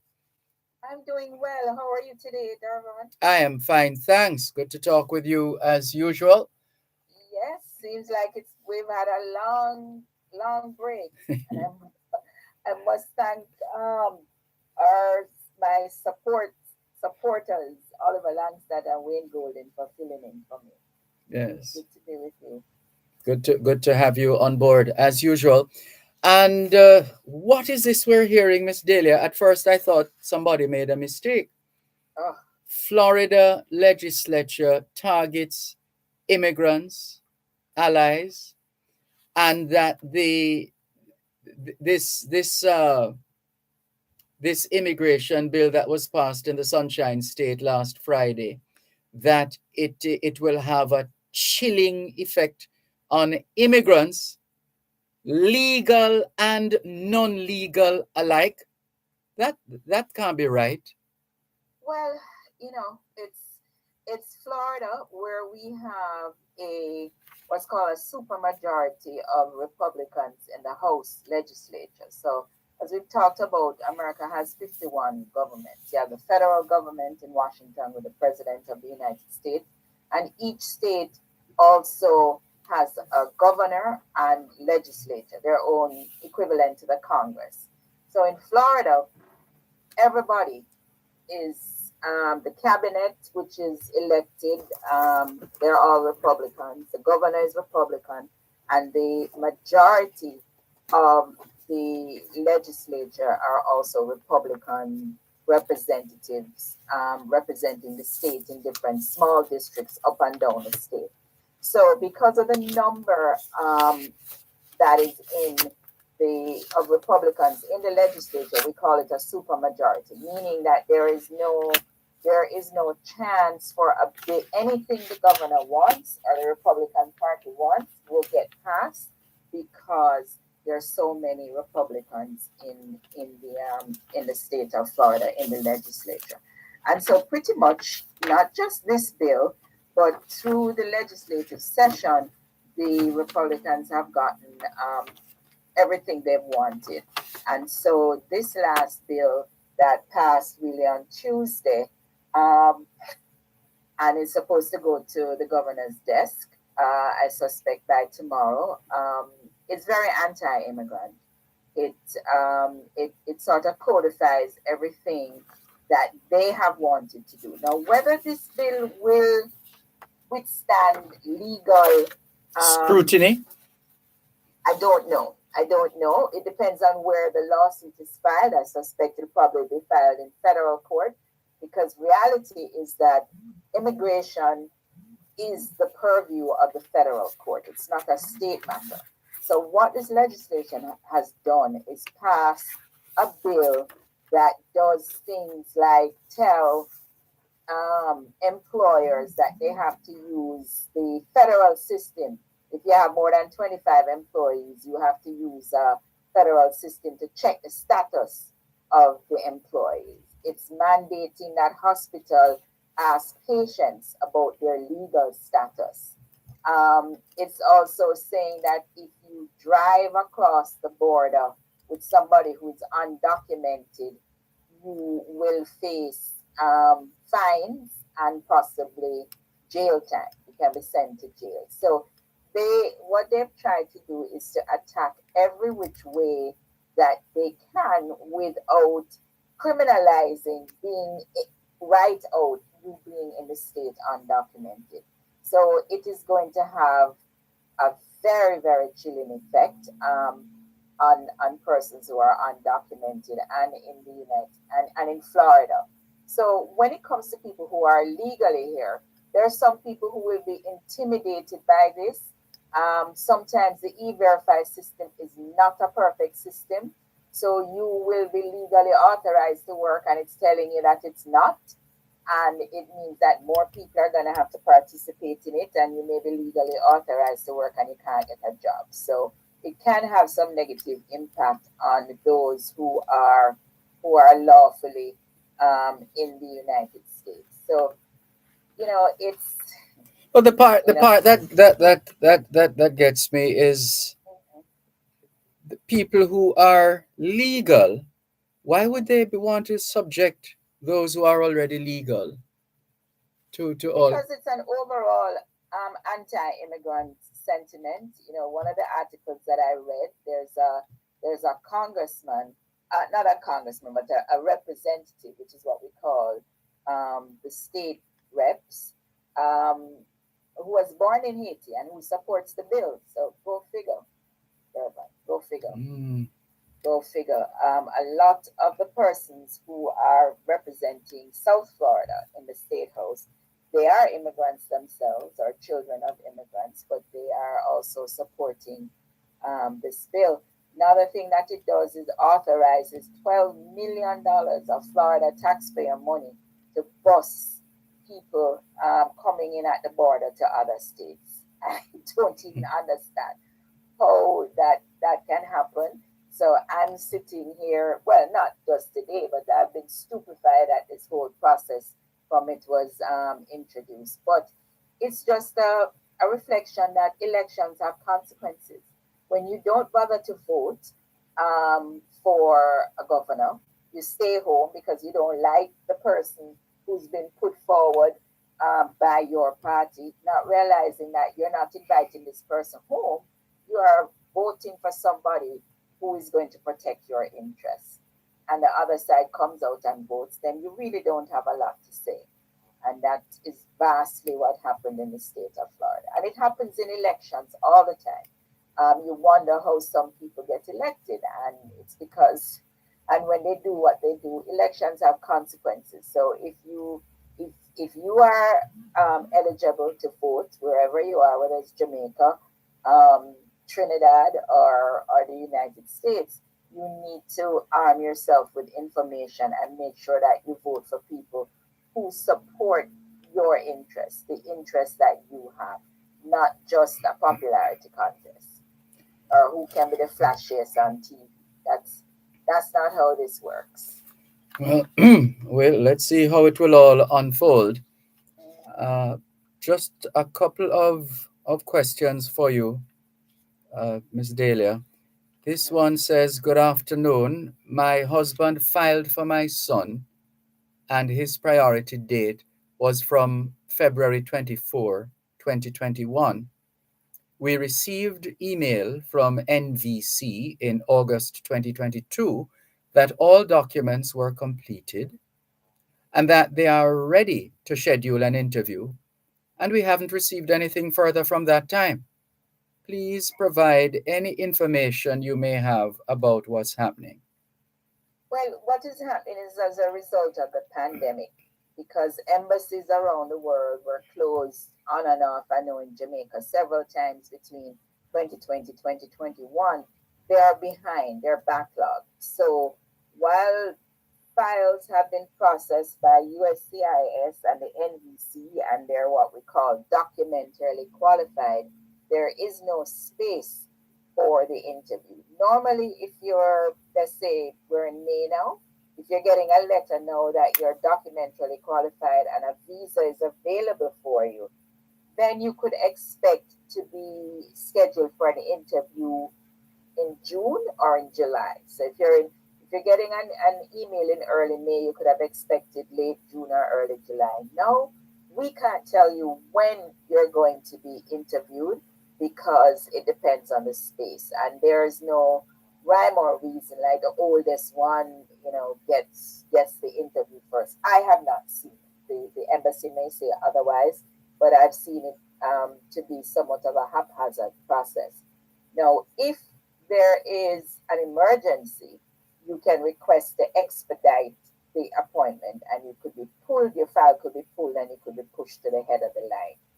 So if there's some kind of medical emergency or need or hardship on any one of the parties, you could request that the file be expedited, the interview be expedited, and that your case be pulled and scheduled ahead of other people who are waiting. But unfortunately, that is where we are. Oh, here's another. Still. Sorry, go ahead. Still. Mhm. So I Still. said still, we're there still. Yes. Another one for you. Let's see. "Good afternoon, Mr. Malcolm, and your guest. Is there a way I can get my travel history? Because sometimes when I travel, I get stamps in my passport, and another time I don't get any."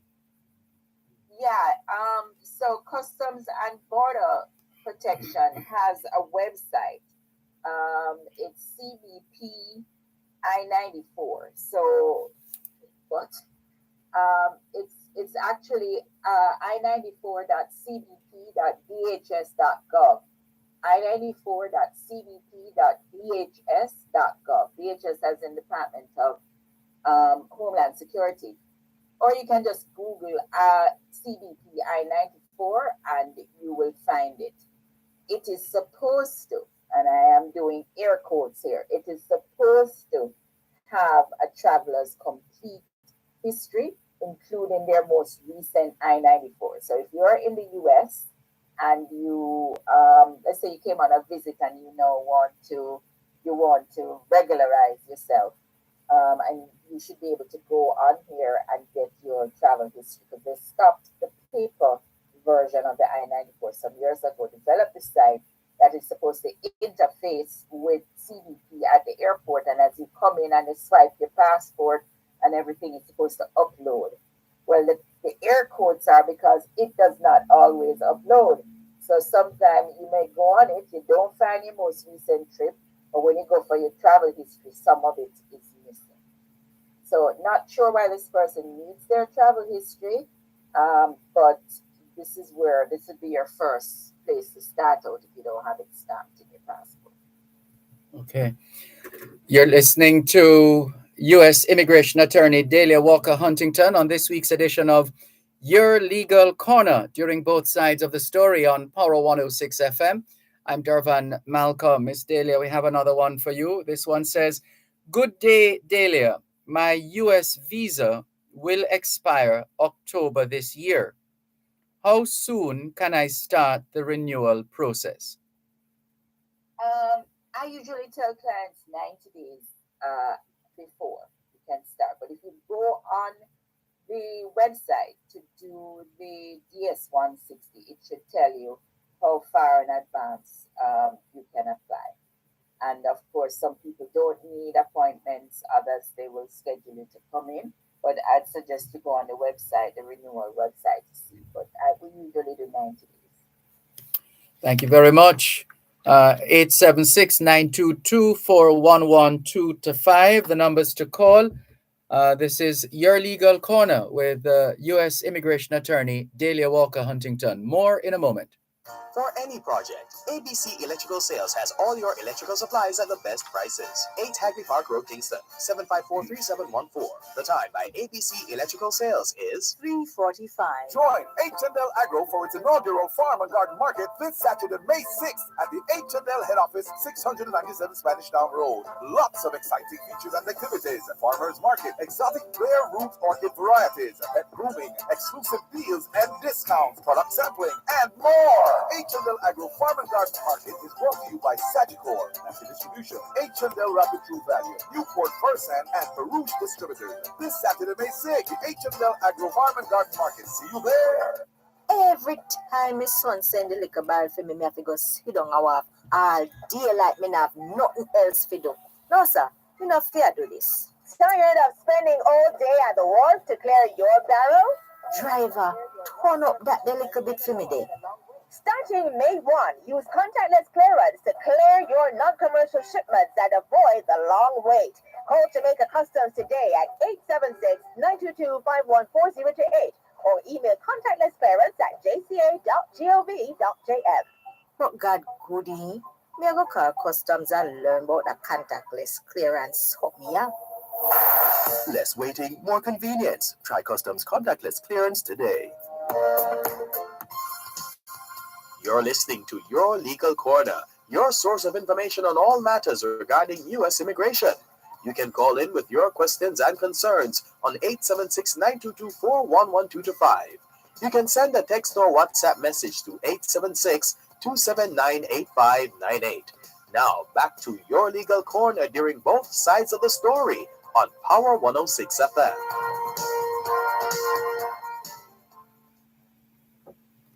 Yes, indeed. Your Legal Corner during both sides of the story here on Power 106 FM. I'm Dervan Malcolm, and our host this week is Dahlia Walker Huntington, U.S. Immigration Attorney at Law, and we've been catching up on recent developments with respect to the Florida legislature and the targeting of immigrants and allies. But of course, we've been taking your calls as usual on U.S. immigration matters. So keep those questions coming in. In fact, there's a caller who contacted us earlier on. We told him, based on what he was asking, that he should try and reconnect when you're on, Miss Dahlia, because you're in a better position to respond to the question that he has. So we're going to take his call right now. Hello, thanks for calling back. Good afternoon. Yes, good afternoon, and good afternoon, Miss Dahlia. How are you doing? I'm good, thanks. How are you? I'm not hearing it clear. Yes, I said I'm doing well, thanks. How are you? Yeah. Okay, here's my question now. I learned some time ago that if you is in the United States illegal and you have a child, and they're gonna get you deported. Once the child is under 18, the child can also send home with you, and when the child is 18, the child return. Is that true? Well, as an American citizen, the child can do anything. That is your prerogative. If the child if there is no one in the U.S. to care for the child and the parent is a Jamaican, the parent can take the child home, but then you have to get Jamaican citizenship for the child, or what they call unconditional landing, where the child can legally be in Jamaica. And whenever the American citizen child decides to return to the U.S., they can return. Okay. One last Because thing. as an American About the citizen, you new, can stay out I for as think, long as you want and come back whenever you want to. okay. All right. One last thing. Yes. Is it true that if you say you're the U.S. citizen and you're transporting someone across the border and you get caught with that person, you can face up to 5 years in prison? I don't know the amount, but it's certainly a criminal offense. I don't know the amount of time, but it's a criminal offense for smuggling. For smuggling. Okay. Yeah. So right. Thank you very much. it's illegal to do that. It's illegal to knowingly take somebody across the border, whether it's from Canada or coming in from Mexico, who does not have the right documents. And it depends on the interaction you have with the border patrol people. Depends on what you tell them. You know, that will determine what they charge you with and what the records are going to reflect. But yeah, I do not suggest that anybody does that at all, at all, at all. Okay. All right. All right. Thank you very much. You're welcome. Okay, thank you for the call. Take care. This is Your Legal Corner with U.S. Immigration Attorney Delia Walker Huntington here on both sides of the story, Poro 106 FM. And more questions coming in from Miss Delia. This one says, Delia, good afternoon. If a son is filing for his mom in Canada and she's going on a visit, does the son have the right to let the mother stay over the time stamped in the passport or visa? Can't answer for Canada, but if this were US, a US citizen over 21 is the immediate relative for an intending immigrant. So if you have a son, they're over 21, they're an American citizen, and you've overstayed your visa in America, they can file to adjust your status. Don't know the answer for Canada. Thank you, Miss Delia. Here's another one. More than one. Hold on, let me see.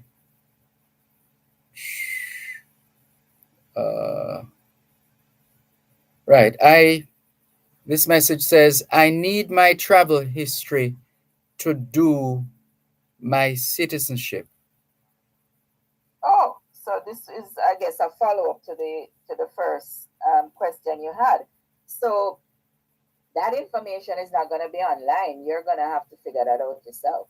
You don't have access to that because you don't get an I-94 when you come in as a green card holder. Another one. Sorry, go ahead.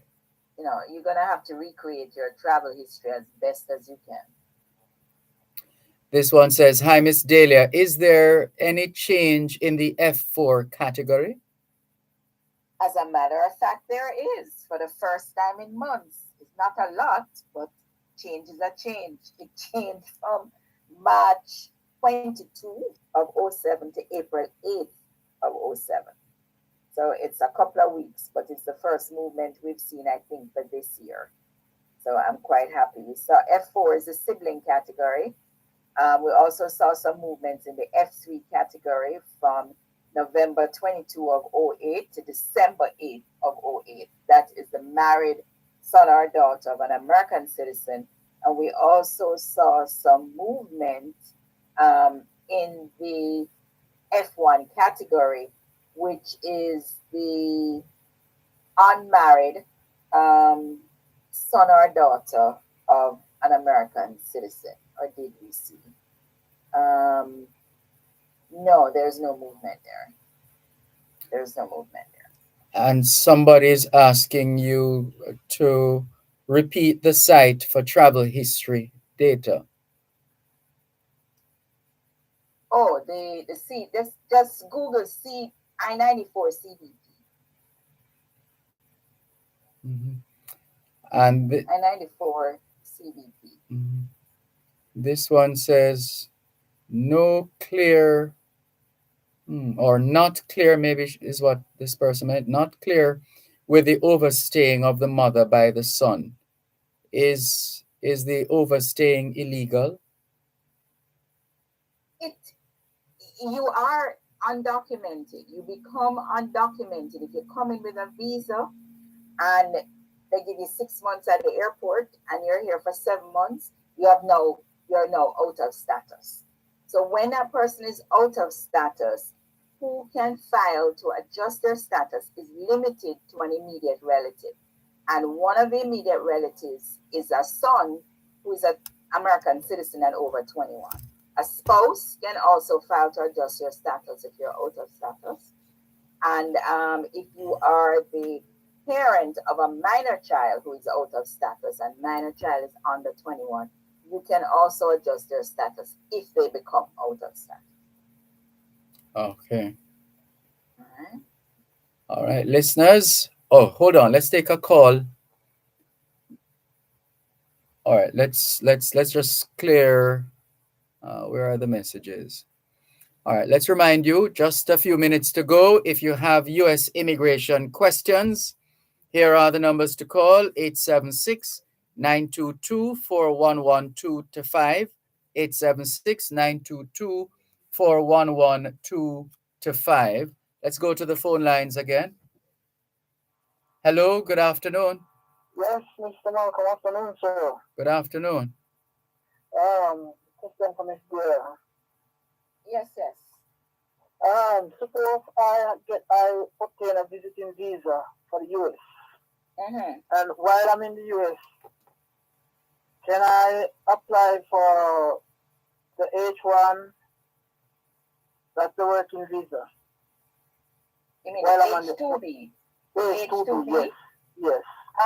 You would have to change status to apply for the H2B. But understand that if you apply to change status from one non-immigrant status to the other, you close out your non-immigrant. But if you have a B1, B2, and you've been applied for H2B, and you're in the US, and you're considering changing status, you're giving away the B1, B2. Whereas if you go home and go to the embassy and you're granted the H2B, you can have both visas. You'll have your B1, B2 and your H2B. Oh, so I would have to apply from here in Jamaica. No, it's better.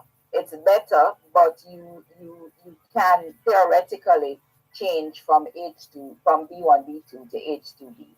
But if you do it, you're saying, I don't want the B1, B2 anymore. I want to change it to a H2B. But if you apply and you go to the embassy in Jamaica, you can have more than one visa at the same time. They can keep your B1, B2 and grant you the H2B, as well as they can cancel your B1, B2 and deny you the H2B. You need to be aware of that. Okay. All right? No, the question, what I wanted to find out is while I'm in the US, could I do it here? Yeah, I just told you, yes, you can, but you are going to give up your visitor's visa if you do that. Okay. All right, and you can't just apply for H2B like that. You have to have a sponsor. The employer must have been granted the H2B from Homeland Yes, Security. I know all of that. Yeah, I know that. Okay. Yes, Okay. you would have to have somebody who you're going to work with. Right. Yeah. All right. Okay, thank you very much. You're welcome. Yeah, Dervan, let me just make one correction here. On the F1 category, which is the unmarried over 21-year-old son or daughter of an American citizen, there was a change. It moved from December 1 of 2014 to December 15 of 2014. So it looks like we're seeing 2-week movements in 3 categories. Okay. And just before time runs out on us, this one says, I am planning to allow my mom to overstay when her visa time has expired. Not sure why anybody would make such a declaration. Yeah. All right. And this one says, good evening, Miss Delia. My grandson is 4 years old, a U.S. citizen, and I want to keep him in Jamaica. Is it legal? From Donna.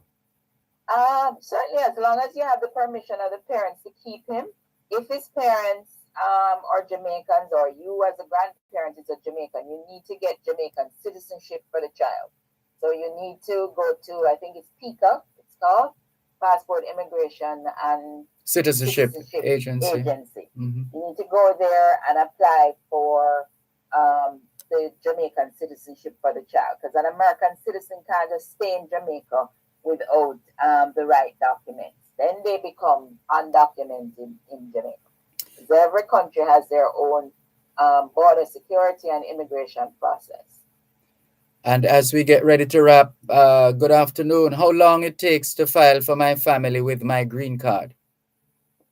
So as a green card holder, you can only file for your spouse and your unmarried children. If you're filing for the spouse, the visas are available in September 2020. And if you spouse and under 21-year-old kids, over 21 unmarried, is September 2015. Okay. All right. So, and just before you go, someone is asking if you can share the contact details if they want to do follow-ups. Sure. To contact me for a consult in the U.S., it's 954-963-8555, 954-963-8555 in the U.S. And in Jamaica, it's 876-969-9666. That's 969-9666 or 925-0. Oh, forget it. 969-9666. I just went blank on the second. It happens. Oh my goodness. Thanks as always, Dervan, for the opportunity to speak with your listeners around the world. Thanks to you. What did that gentleman call you, the governor of the diaspora or something? Oh dear. Poor me. Thank you, Miss Delia. Have a great week. You too. Okay. Thank you. Bye-bye. Take care. Bye. U.S. Immigration Attorney at Law Delia Walker Huntington, ending this week's edition of Your Legal Corner on Power 106.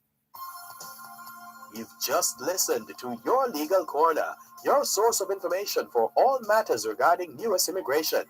Join us next Thursday at 3:30 p.m. for Your Legal Corner during both sides of the story, right here on Power 106 FM. At Wellington Dental, they offer cleaning, filling, whitening, and other services for the entire family. The time by Wellington Dental is 4:02 on Power 106. Both sides of the story. Do you have a title for your land? Are you thinking about buying or selling land? How much is your property worth? Tune in to Both Sides of the Story with Dervan Malcolm on Power 106 FM every last Tuesday at 3:30 p.m. for The NLA and You, a program that examines the National Land Agency's role in building an efficient and transparent land titling system for Jamaicans. That's The NLA and You on Both Sides of the Story with Dervan Malcolm every last Tuesday at 3:30 p.m. The National Land Agency, one goal, committed to serve you better. Go by and feed them on your dreams. The one they picked, the one you know by. Don't you ever ask them why. If they told you would cry. Que hora es en español? Son las 4:03. Quelle heure est-il en français? Les 4:03. 现在地点了4:03 3 minutes past 4 o'clock in the afternoon here at Broadcast House, 32 Lyndhurst Road, Kingston 5, St. Andrew, Jamaica. Have you had a checkup lately? If not, now is a good time. Let's not wait till we get sick to get a checkup. How about that?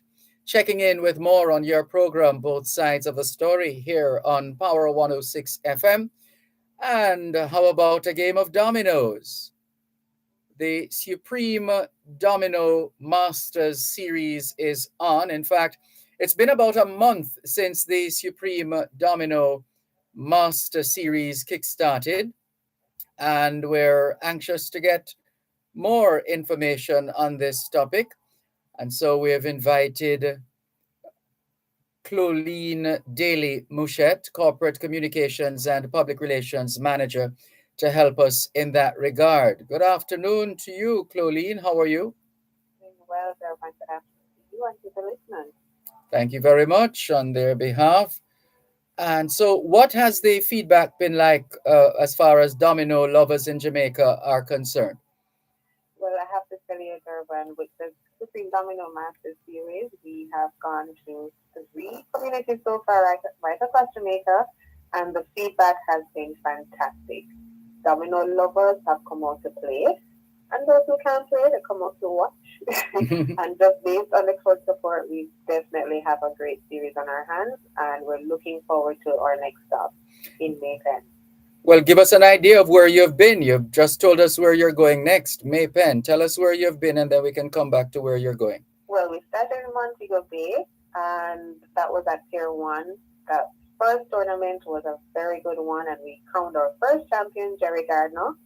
After that, we went to Spanish Town out by Miggy's, and we had over 200 players coming out for that. The atmosphere was absolutely electric, and Garfield Brissett was the last man standing there after the cutthroat action of our tournament. And then we went to Portmore, right at our Caymanas Park location, where we had the biggest event so far of the series, and there we had David White turning out as a champion for that tournament. Mm-hmm. And you just hinted or shared that you're going to, did you say Clarendon? Yes, we're heading to Hotel Versailles this Sunday, May 7th, right there in Nathan, Clarendon. Come out to Hotel Versailles, drop a six for your friend then, in the Supreme Domino Masters series. And, well, some of our listeners may be hearing about this domino tournament for the first time. Why should they come out to participate at the Supreme Domino Masters series? Well, Dervan, domino is something that it's a game that we arguably is Jamaica's favorite pastime that does not involve a ball, right? It's something that's played everywhere, uptown, downtown, at the bar, at home, at the beach. It's really a game that the family can get involved in as well. And so we see it as a great way to spend a Sunday afternoon. After you have your dinner, after you're going to church, you can come down, have some fun, play some domino, and you just might win some money while doing it. So it doesn't really get much better than that, I can see I can see some people drawing closer to the radio or whatever other listening devices they have now that you mentioned money.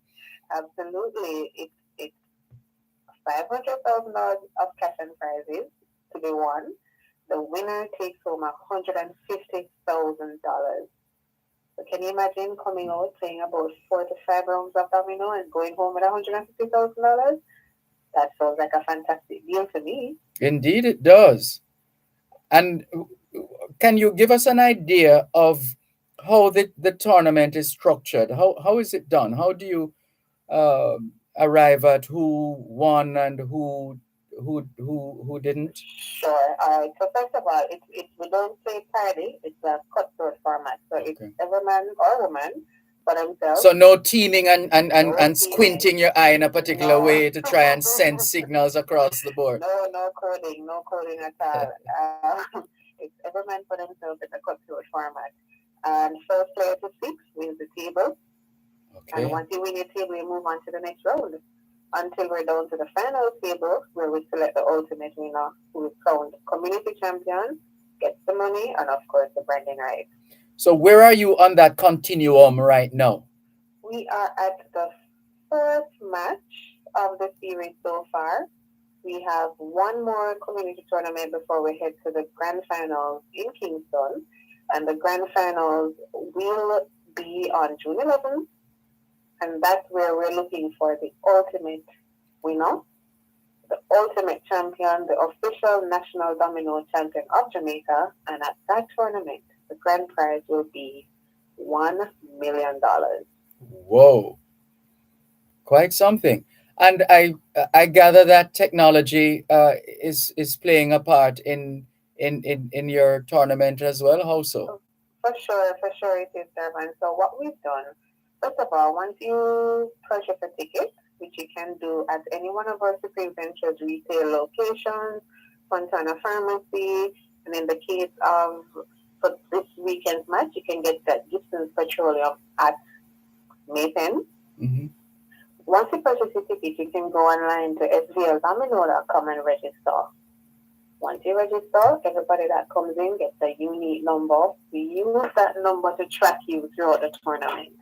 So once you have that unique number and you've registered at the table, we have screens all around the venue, and we're live updating each table during the match. So the fans, the spectators, even you at your table are able to track real time the results at each table to know how much you need to play, who you need to beat to win. And of course, that lends some level of credibility as well to the results at the end, because we know exactly who has won how many games at each table. So we're able to arrive at the true champion each and every time. Mm-hmm. And what can you tell us with respect to the overall? Well, before we get to the turnout, I note that you also are engaged in some good work in terms of, for example, I think there's a blood drive initiative. Is that? Yes. Uh-huh. Yes, Dervan. So at Supreme, we're very, very serious about giving back. And we thought that this Domino series was a great opportunity to do just that. And we've had a long-term relationship with the blood bank. And we know that they have challenges that they face all the time with getting adequate blood supply into the bank.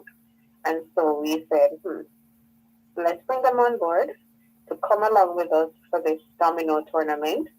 And we can have a dual initiative. So some people were playing dominoes. When you come in early to register, you can donate some blood.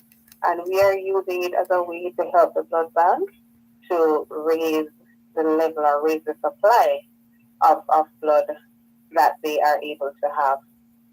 Mm-hmm. And so, well, that's very good. That's very, very good, because we're always in need of blood in this country. Now, in terms of the ease with which one is able to participate in this this Supreme Domino Masters series, how easy is it really for those who are thinking, well, I have to use the computer or the smartphone, No, not at all. Okay. Very, very easy. So once you're 18 and over, you can come by. If you're not able to purchase a ticket beforehand at any of our retail locations or at Gibson Petroleum or online, just come on down to Hotel Versailles, buy your ticket on location. Entry fees are $1,000, and that's it. There's nothing much left for you to do but play and have some fun. And even if you're not the greatest domino player, still come out, have some fun. The top 16 has a chance to win cash. So you just might fall into the lucky 16. Come out, very easy with registration process. And it's a fun experience. Wonderful. And for those who would like on their own just to check it out, is there a website? Where can they go? Yes. So anyone who wants information on the tournament and wants to keep up with who is winning, who is doing what, and just to find out when the national finals will be, you can follow us on Instagram at SVL Domino, or check out our website, svldomino.com, and we have all the information there about what's happening on the series as we make our journey to the finals.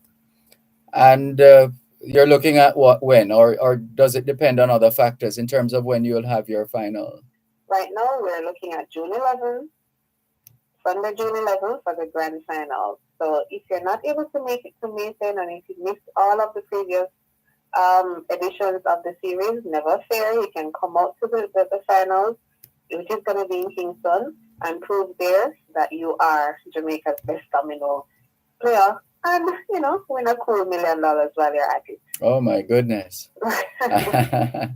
Well, we want to wish all the competitors, potential and active, all the very best as they pursue their love for dominoes and get an opportunity to walk away with some funds as well. Why not? Absolutely.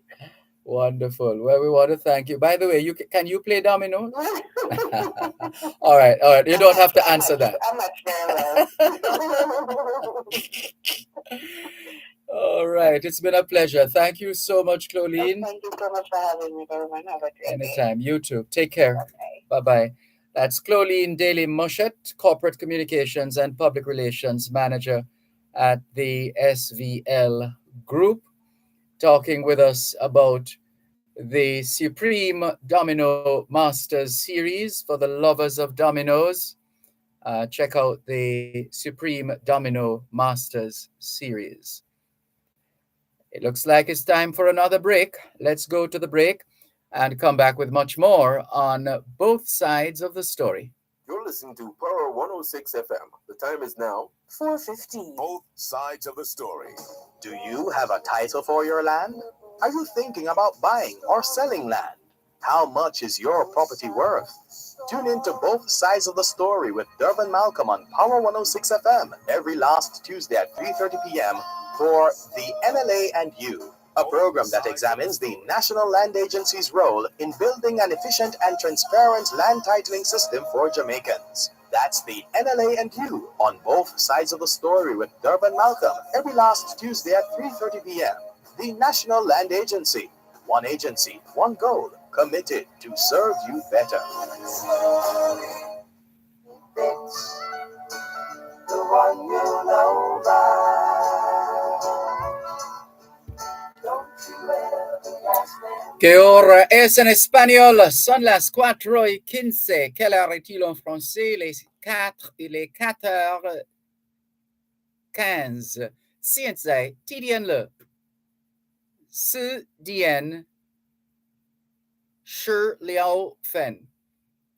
16 minutes past 4 o'clock in the afternoon here at Broadcast House 32 Lyndhurst Road, Kingston 5, St. Andrew, Jamaica. Have you done your homework yet? If not, now is a good time. Good afternoon to all the schoolers listening to us, all the students from the early childhood level to the secondary level. Trust you had a productive day of learning today. Hope you also managed to get in some physical activity, just as important as mental activity. As we always say, young people, socialization makes you educable. Education makes you trainable. Training makes you employable. And the right attitude makes you successful. Homework time, young people. Online, we have a gentleman who has long done his homework. That's why he can join us now on this afternoon's edition of Both Sides of the Story here on Power 106 FM. He's Mr. Anand Biradar. Good afternoon to you. How are you? Good afternoon. I'm great. How are you? Thanks for having me on the show. It's good to have you on board. And did we get the pronunciation right? Biradar? Yes, you nailed it. All right. Thank you very much. Let's hear now about Outsource to Jamaica 2023. For those just tuning in or those who have been listening and they're wondering, outsource. So that's Outsource, the number 2, Jamaica 2023. What is Outsource to Jamaica for the uninitiated, for those who just don't have a clue and they're listening to us now? Great. Thank you. Thanks for the opportunity again. So Outsource to Jamaica is a flagship conference hosted by Global Services Association of Jamaica. So before I talk about the conference, let me give you a background on the association that runs the conference. Sure. So the Global Services Association of Jamaica is a lobbying body that advocates for the outsourcing industry in general, which incorporates contact center outsourcing, business process outsourcing, IT outsourcing, HR, FMA, etc., right? Mm-hmm. So it's a flagship. It's a association that manages this outsourcing space. There are over hundreds of service providers within the space. They're all members of the association. Collectively, we employ more than 60,000 people in this industry. It contributes to 6 to 7% of the GDP of Jamaica. So in the last 10 years, we've made a huge difference as a collective industry to the economy, etc. So this conference, Outsource to Jamaica, really puts things in perspective. It articulates, brings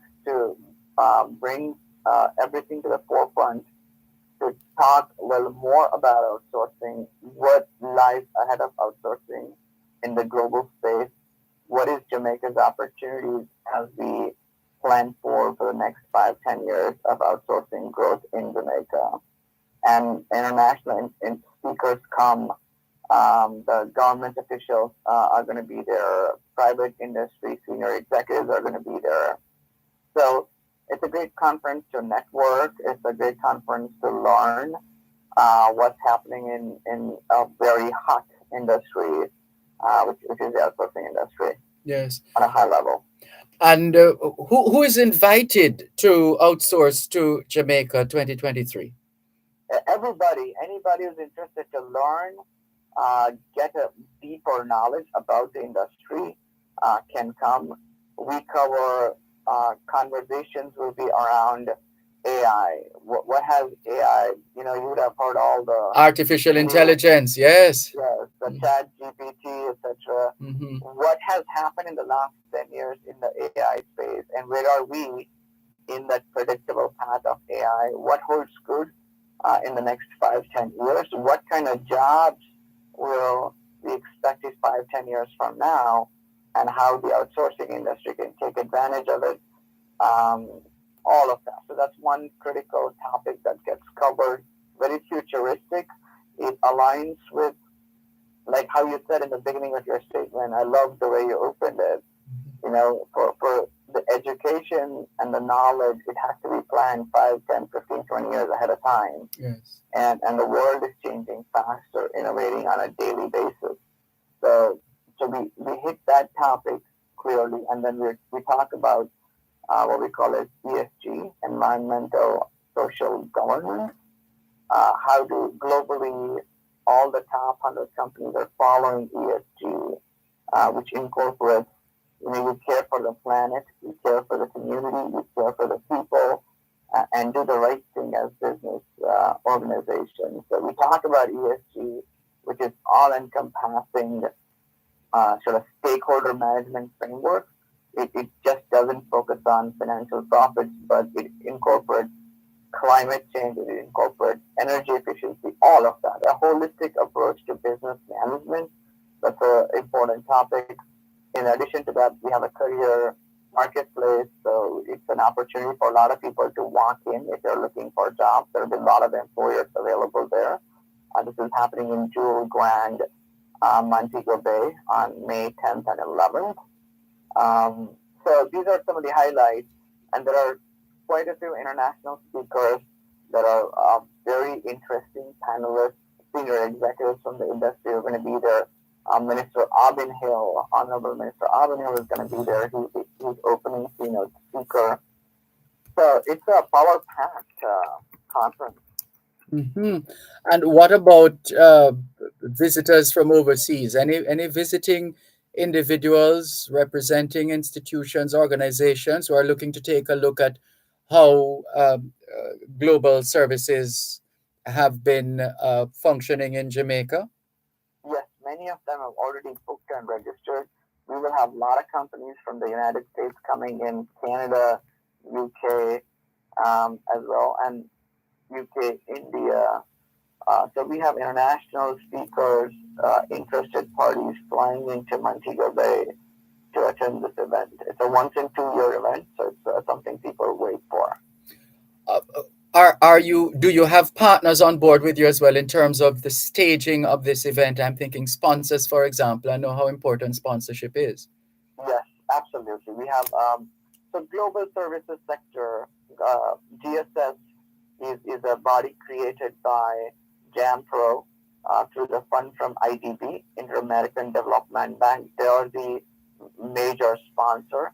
You know, Inter-American Development Bank works closely in helping grow the talent pool, upscaling the talent pool for the future jobs. So they have been investing, working with the Jamaican government and investing heavily in that space.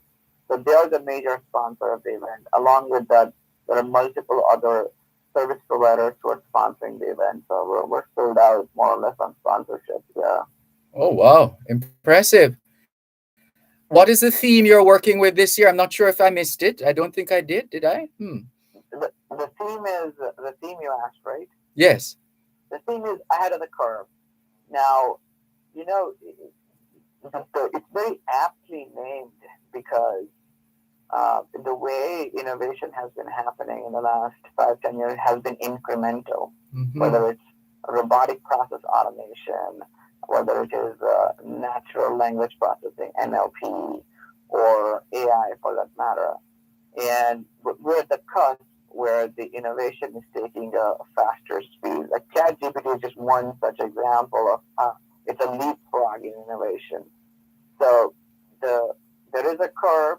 We just want industry, the supporting bodies, which would be the policymakers, the government officials, everyone to collaborate effectively so that we plan ahead of time, ahead of the curve, and take advantage of it. Right? Jamaica is in the top nearshore destinations today. You know, getting to the top is one, but staying on top is another, right? So efforts like this, which brings people together, drives higher level of collaboration, networking, equips everyone, equips the ecosystem to better plan and be ready for what's ahead of us, and hence the theme ahead of the curve. And how confident are you that Jamaica has what it takes, not just to get ahead of the curve, but to stay ahead? Yeah, very confident about it. Jamaica is special in many ways. One, we have grown really fast. We're the top nearshore destination, for the last few years. And because we're the third largest English-speaking country, which plays a very important role in this business. And on top of that, I have worked in, I grew up in India. I'm a U.S. citizen. Now I'm a resident of Jamaica. I have worked in multiple countries and multiple cultures. And the collaboration here is just astonishing. Whether it is Honorable Prime Minister Down, Minister Hill, Jam Pro, Jay Seza, the supporting policy-making body works very closely with the private sector in working together to solve the problems. This level of collaboration does not come by in many countries. So that really gives me the confidence that, Jamaica is special because the competitiveness in Jamaica, the raw talent in Jamaica is great. Now you layer that with the collaborative environment, nothing can stop us. So I feel very confident. And I see you have some very, very tried, tested, and proven and confident event speakers as well, because that's a part of the engagement, isn't it? Absolutely. I mean, in fact, we have lined up speakers for the next event, right? We had to say no to a few because it's a high demand event. There are a lot of people who want to share their knowledge, their best practice. So we curate, we choose, and we have best of the speakers. You bet. Well, we're definitely looking forward to Outsource to Jamaica 2023, May 10 and 11, the 10th and 11th of May at Jewel Grand Montego Bay Resort and Spa. It will be both online and virtual reality, correct? It would be online, and this is going to be an in-person event. So we have over 200 seats, and they're almost sold out. If I would still encourage, we can make space for people, right? We want to share this with as many people as possible. So I encourage everybody interested, senior executives, people looking for career, and it's a great industry to grow a career in. So I would encourage everyone to come. Yeah. Yeah. And for those who would like to follow the work of Outsource to Jamaica and just to feel a sense of being plugged in by following you, especially since you are doing your best to stay ahead of the curve. Well, how do they connect? Where can they log on? So we will share the information with you. So Outsource to Jamaica is a website. We have a profile on LinkedIn. I heard you have a lot of international listeners on your show. We do. And they can go to our social media, type GSAJ, GS as in Sam, A as in Alpha, J as in Jamaica, GSAJ, And you will see our profile on LinkedIn. Connect with us on LinkedIn. Follow us on LinkedIn. Follow us on social media. And it's very easy to engage. Once you engage with us on social space, digital space, we're going to connect with you and get you engaged. Sounds good. We're looking forward to another successful Outsource to Jamaica event. It's happening the 10th and 11th of May at Jewel Grand Montego Bay Resort and Spa. And you're all invited. The theme is spot on, ahead of the curve. That's what we need to know right now so that we ensure we are doing what we need to do right now. Thank you very much. It's been a pleasure. And all the very best to you and the other members of the team. I think you've already highlighted or mentioned the partners in a general sense. So you do have their support, and that is good going forward. Thank you very much, Mr. Biradar. All the very best. Thank you for having me on the show, and thank you to your listeners as well. Have a great day. Thank you. You too. So that's Anand Biradar of Outsource to Jamaica 2023, giving us all the details we need to have so that we're ready for the 10th and 11th of May, and we are in fact ahead of the curve. More in a moment. You're listening to Power 106 FM. The time is now 4:30. Are roads a major concern? What about those drains that are in need of repair or cleaning?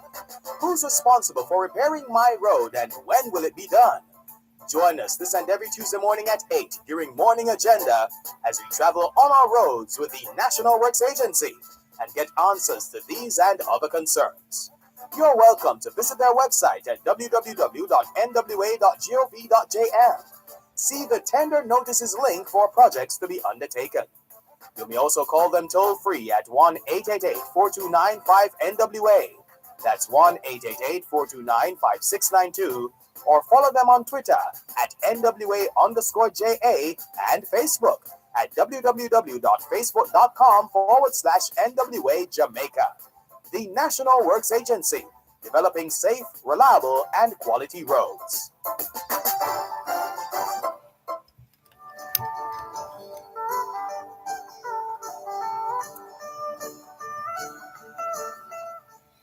Y ahora es en español, son las 5 menos 28. Quelle heure est-il en français? Les 5 heures moins 28. 现在地点了5点加28分. 28 minutes to 5 o'clock in the afternoon here at Broadcast House, 32 Lyndhurst Road, Kingston 5, St. Andrew, Jamaica. Do you know where your children are? Are they where they're supposed to be? Doing what they're supposed to be doing? It's a good time to check up on the children. A good time for us to continue with more on your program, Both Sides of the Story, Power 106 FM. Still streaming live on the Gleaners website, go-jamaica.com. To the phone lines. Hello, good afternoon. Thanks for calling. Good afternoon, Mr. Michael. Good afternoon. You're very low. I can't hardly hear you. I am at the top of my voice. You're hearing me clear? I am hearing you clearly, yes. All right. There is an ad on your show here. But them have some herb thing. What them announcing is say if you take 1 spoonful in warm water to watch your eyes. I have an eye problem, and I would like to get the number to get some of that thing to take from the eye. Oh, I'm so sorry. I don't know who. Several times, but by the time I do read the paper and then gone. I can't think of what that is right now. I am hearing you clearly. Yes. I'm saying I can't think of such an ad right now. I don't know unless it came on when I was away. Every now and then, no man, every now and then. It don't come regular, but every now and then. Oh. They have. I know we have a health program every Wednesday, and there's always a promo running. There's a health. I don't remember the name of the program now. Yes. Maybe there's a health program on a Wednesday. I think it's a Wednesday. Yes. With Dr. Jackie. What's her surname? Dr. Jackie. Not that one. Not that one. I listen that one. Not That's that the only one I can think of right now. Just an ad that's coming in. Oh, an ad. Yes, I don't and know. They tell you about the herb. And so you must, they have one where they say that you must use it on what you got. Oh. And they have another one where they say for the herb, and then say to drink 1 spoonful in a hot water and watch your eyes, but it's for your eye, heal also.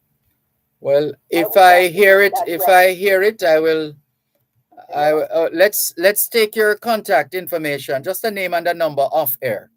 So if we hear it again, then we will get in touch with you. But personally, I can't think of what that is right now. If you hear it again, the one that says and tell you about the herb, and then say take 1 spoonful in warm water and watch your eye heal. Oh. So all right. I would like to get that into buy. All right. Can you just hold the line? We'll just take your name and number off air for future reference. If and when such an ad pops up again and we're on, we'll make a note of it and ensure that you get the information. So we'll take your details off air. Thank you very much for the call. To another caller now. Hello, good afternoon. Thanks for calling. Hello. Hello, good afternoon. Good afternoon. How are Mr. Dervan? I am fine, thanks. And you? Okay, man. Good. Yeah, man. We're here today again, Welcome. Yeah, man. I hear the Justice Minister speak about something like expunging of criminal records. Yes. And some types of records. So, the question I asked today, I asked the question. So, is it that then, if the new bail bill comes to light and pass, and you arrest based off of insufficient evidence, and you get bail, how does that affect the criminal record? I don't know. My brain is not tuned in a legal way right now in the first instance, much less generally. What are you getting at? What remedy are you looking to introduce into this matter? Okay. Based on criminal record, it's so difficult to expunge, even if one little item. But if it was so difficult, how come we heard the minister saying how many people have, I think, have applied and so on? The turnaround time isn't quick enough. Yeah, because there is something. It's there. It has to go through a process. It has to go through a process because you're dealing with the law. You're dealing with. It has to go through a process. It's not going to happen overnight. Okay. So, based on you not saying you're a legal expert, but we still ask you a simple question. All right. When someone arrested and in custody, because it's not only pre-charge bail, it's pre-charge custody too. So is that going to affect the criminal record when you get bail without charge? I don't know. I'm sorry to say I don't like to speak out of turn. I haven't even digested the question yet that you just asked, because the way my brain works, it's just trying to monitor multiple devices and trying to fashion a response to your question at the same time, for which I'm not legally trained. So it would help to have a level of understanding as to how this expungement process works, and whether what you have said, or the question you have asked, whether I'm in any position to give it enough time to ruminate and then to come back to you. Okay. All right, let's move over and go to CARICOM then. Uh-huh. Reparation. Does CARICOM has a role to play in reparation? Well, they have long positioned themselves as such. CARICOM has been in the mix as far as reparation is concerned. Isn't there a committee? There are at least one committee I read about or heard about that that is a CARICOM type committee. So other countries in the region are involved, and Jamaica is not going it alone. I think they're operating through as I understand it, through the University of the West Indies, which is supposed to be a uniting force within the region on these matters. Okay, I understand. I remember at the 39th meeting in Montego Bay, they promised that they would have quarterly briefing, each year quarterly briefing. If those briefings still move forward. Well, they said the road to hell is paved with good intentions, and there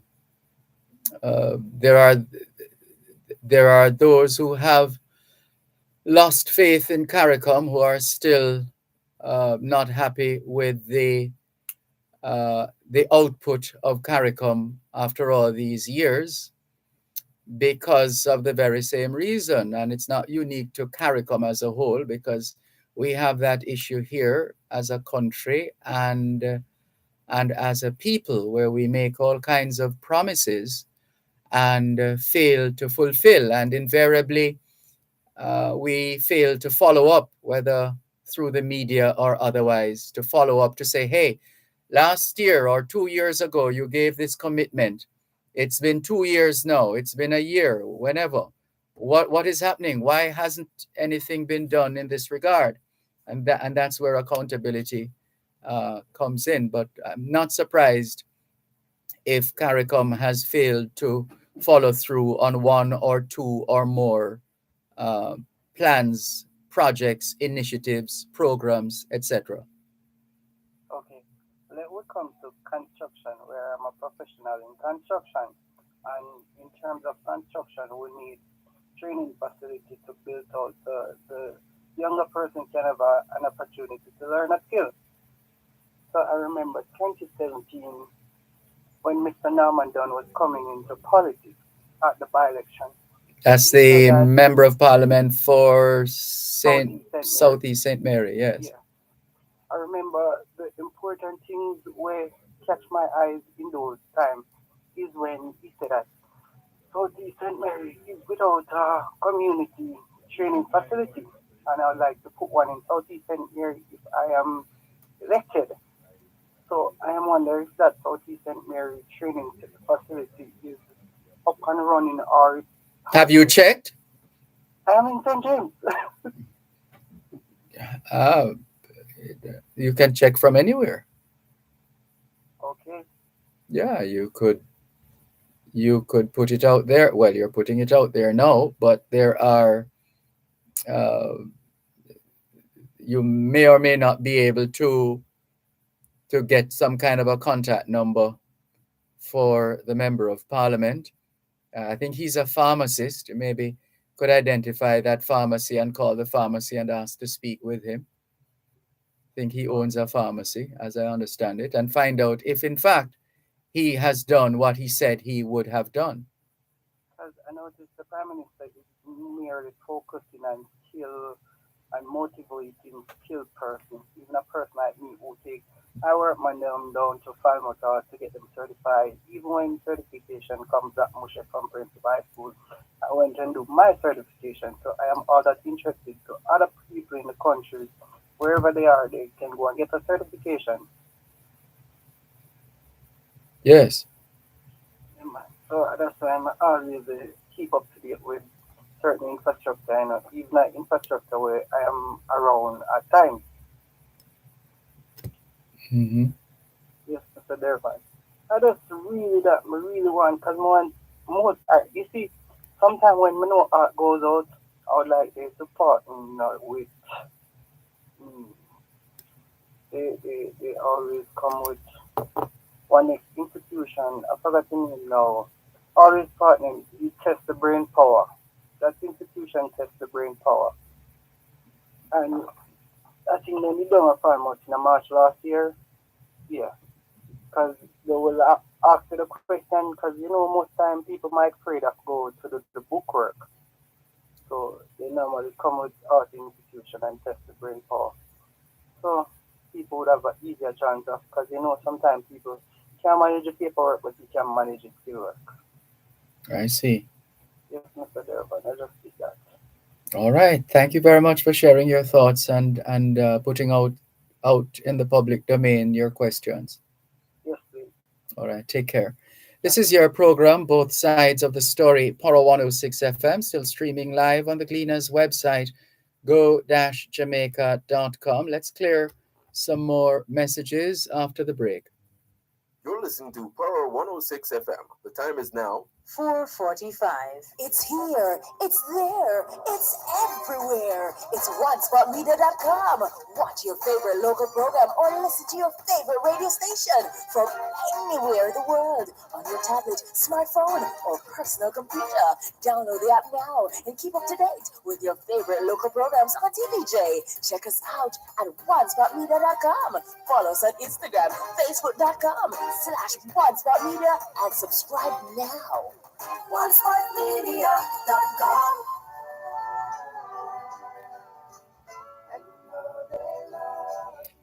¿Qué hora es en español? Son las 5 menos 2 menos 14. Quelle heure est-il en français? Il est 5 heures moins 14. Science, TDN le, ou DN cha,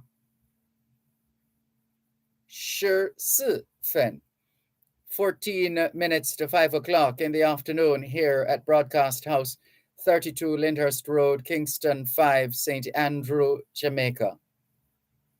Good afternoon to all working Jamaicans tuned into both sides of the story here on Power 106 FM. It's a good time for us to ask ourselves, how productive have we been today? How productive have we been today? Continuing with more on your program, Both Sides of the Story, Power 106 FM. Still taking your calls on 876-922-4112-5. Text line, same as the WhatsApp number, 876-365-3346. Good afternoon. Thanks for calling. Terrible hum on that line. Hello, are you there? The line is... Hello. Hi, Sir Dervan. Good afternoon to you. Good afternoon. I am calling in response to a lady who called you 2 calls ago, inquiring about advertisement you heard on your station. Yes, about some herb or another. Out a thing called the name Ultra Shield. No, not Ultra Shield. Sorry. Ultra Clear. Ultra Clear. Ultra Clear. Ultra Clear. It is an all-natural herbal product, but what it does is stimulate your adult repair stem cells, sending it to the eye to repair damaged cells. So do you have a contact number? Yes, I think there's a contact number. I think the contact number was, it's here and there, Pastor, every night. The contact number is 540-8871. That's 540-8871. Well, we hope the lady is listening. Did we get a first name or something? It's by Havco Herbs. Ultra Clear. Say that again. It's by the company Havco Herbs. Havco, Havco. That's it. And I think the product is Ultra Clear. It says the tagline for a crystal clear, sharp vision. Okay. All right. Thank you. Thank you. All the best. You're welcome. Bye-bye. Bye-bye. Take care. This is your program. So the caller was Miss Lynette. Miss Lynette. The number, if you didn't get it before, you obviously didn't. The company is Havco Herbs. And the product is Ultra Clear that she referenced. and the number is 876 540 8871. 876 540 8871. And let's see if we can, well, assuming, I think Miss Lynette must have some knowledge of how to text or in receiving text messages, etc. So let's send it to her. Let's send the information to her online. And let's see, how do we do this? Let's do that.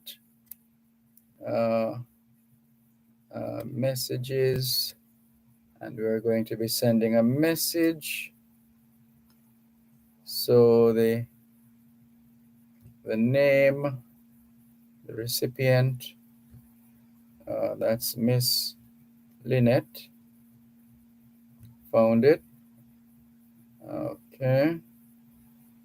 And we are sending her the, what did I do with my paper? There we go. So it's Havco, HAVCO, Havco Herbs. And the product is Ultra Clear. And the number is 876 540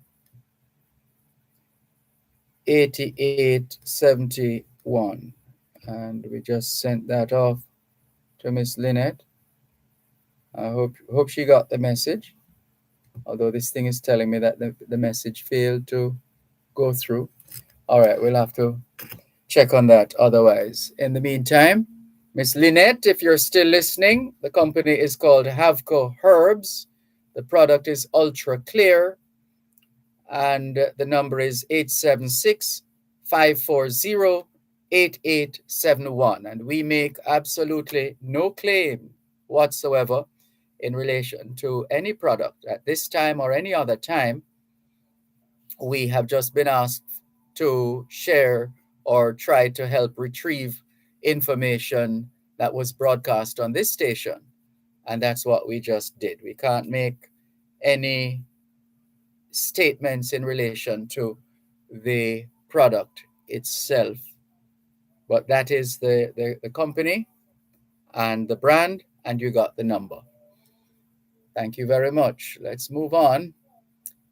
Who is this now? Casita says, good afternoon, Mr. Malcolm. Always tuned in with your intelligence. Uh-oh. You're very kind, Casita. Donovan Campbell says, good afternoon, Mr. Malcolm and listeners. To you too, Donovan Campbell. And Casita says, good afternoon, Mr. Malcolm. You really have important, informative show. Well, we try. And some WhatsApp messages here. Lloyd Berry, aka King Lloyd, says, good afternoon, Mr. Dervan. Good afternoon to all the people around the world. Mr. Dervan, it's just a question to you and everyone else. I know that they say his story, show, tell, and prove, that Black people were around before every other nation else were around first, okay? But what if his story come back around and says white people were around before? I know you maybe don't know, but it's just a question. Mr. Dervan, you think Rastaman Lloyd, my namesake, can help me out of that question? Blessings surround we all, says King Lloyd. Well, the history is there. It can be found.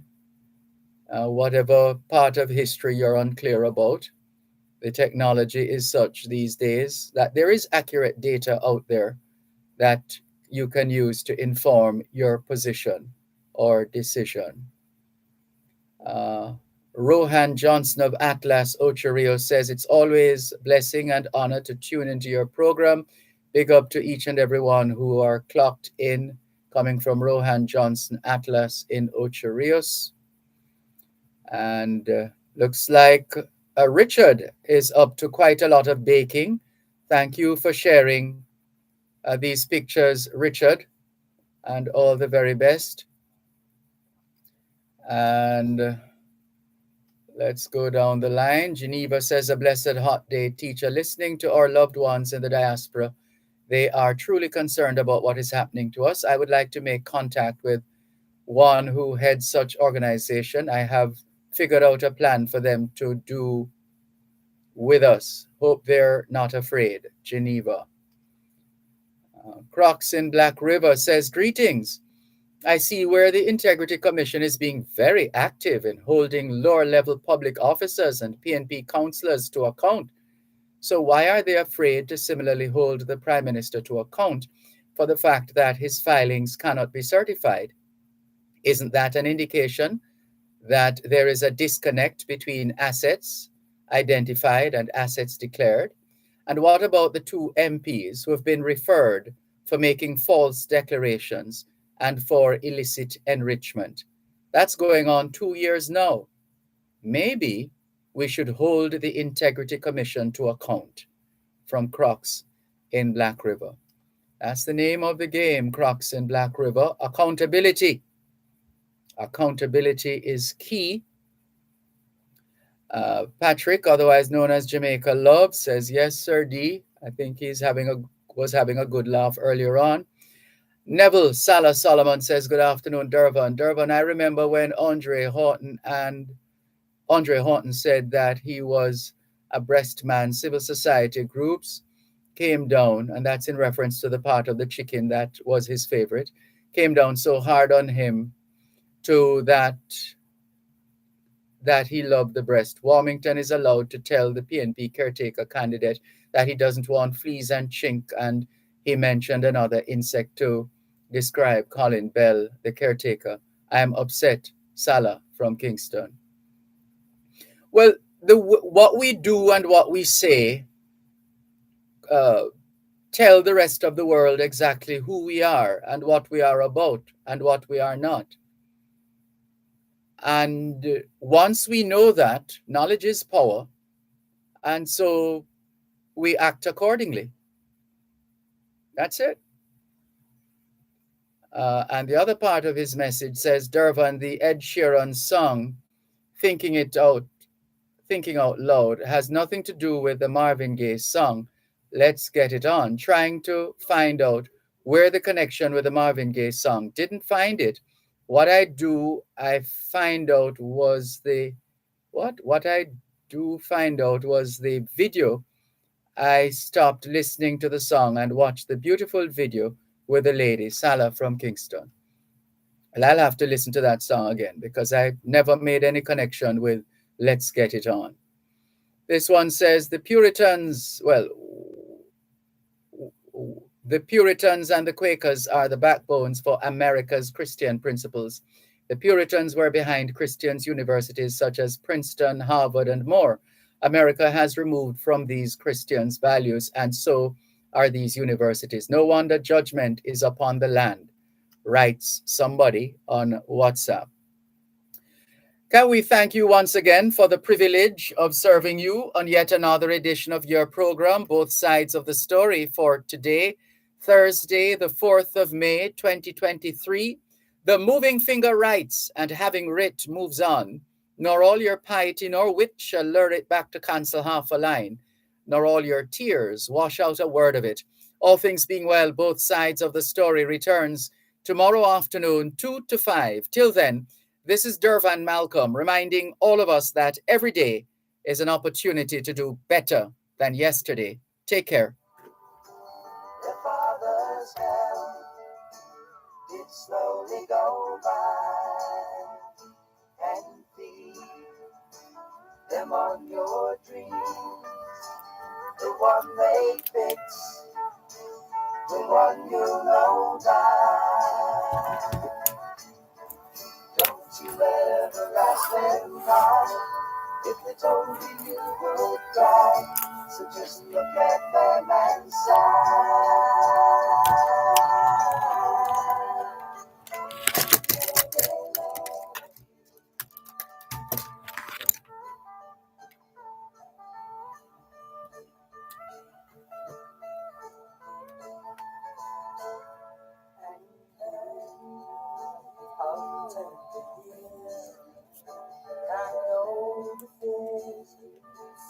that your elders provide. And so please help them with your they see the truth before they can die. Teach your parents well, their children's hell will slowly go by, and feed them on your dreams, the one they fix, the one you know by. Don't you ever ask them why, if they told you you would cry, so just look at them and sigh.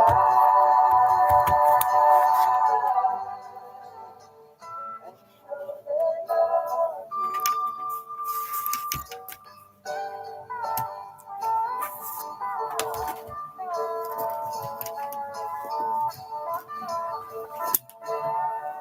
Bye. You're listening to Power 106 FM. The time is now 5 o'clock. news, comprehensive, powerful.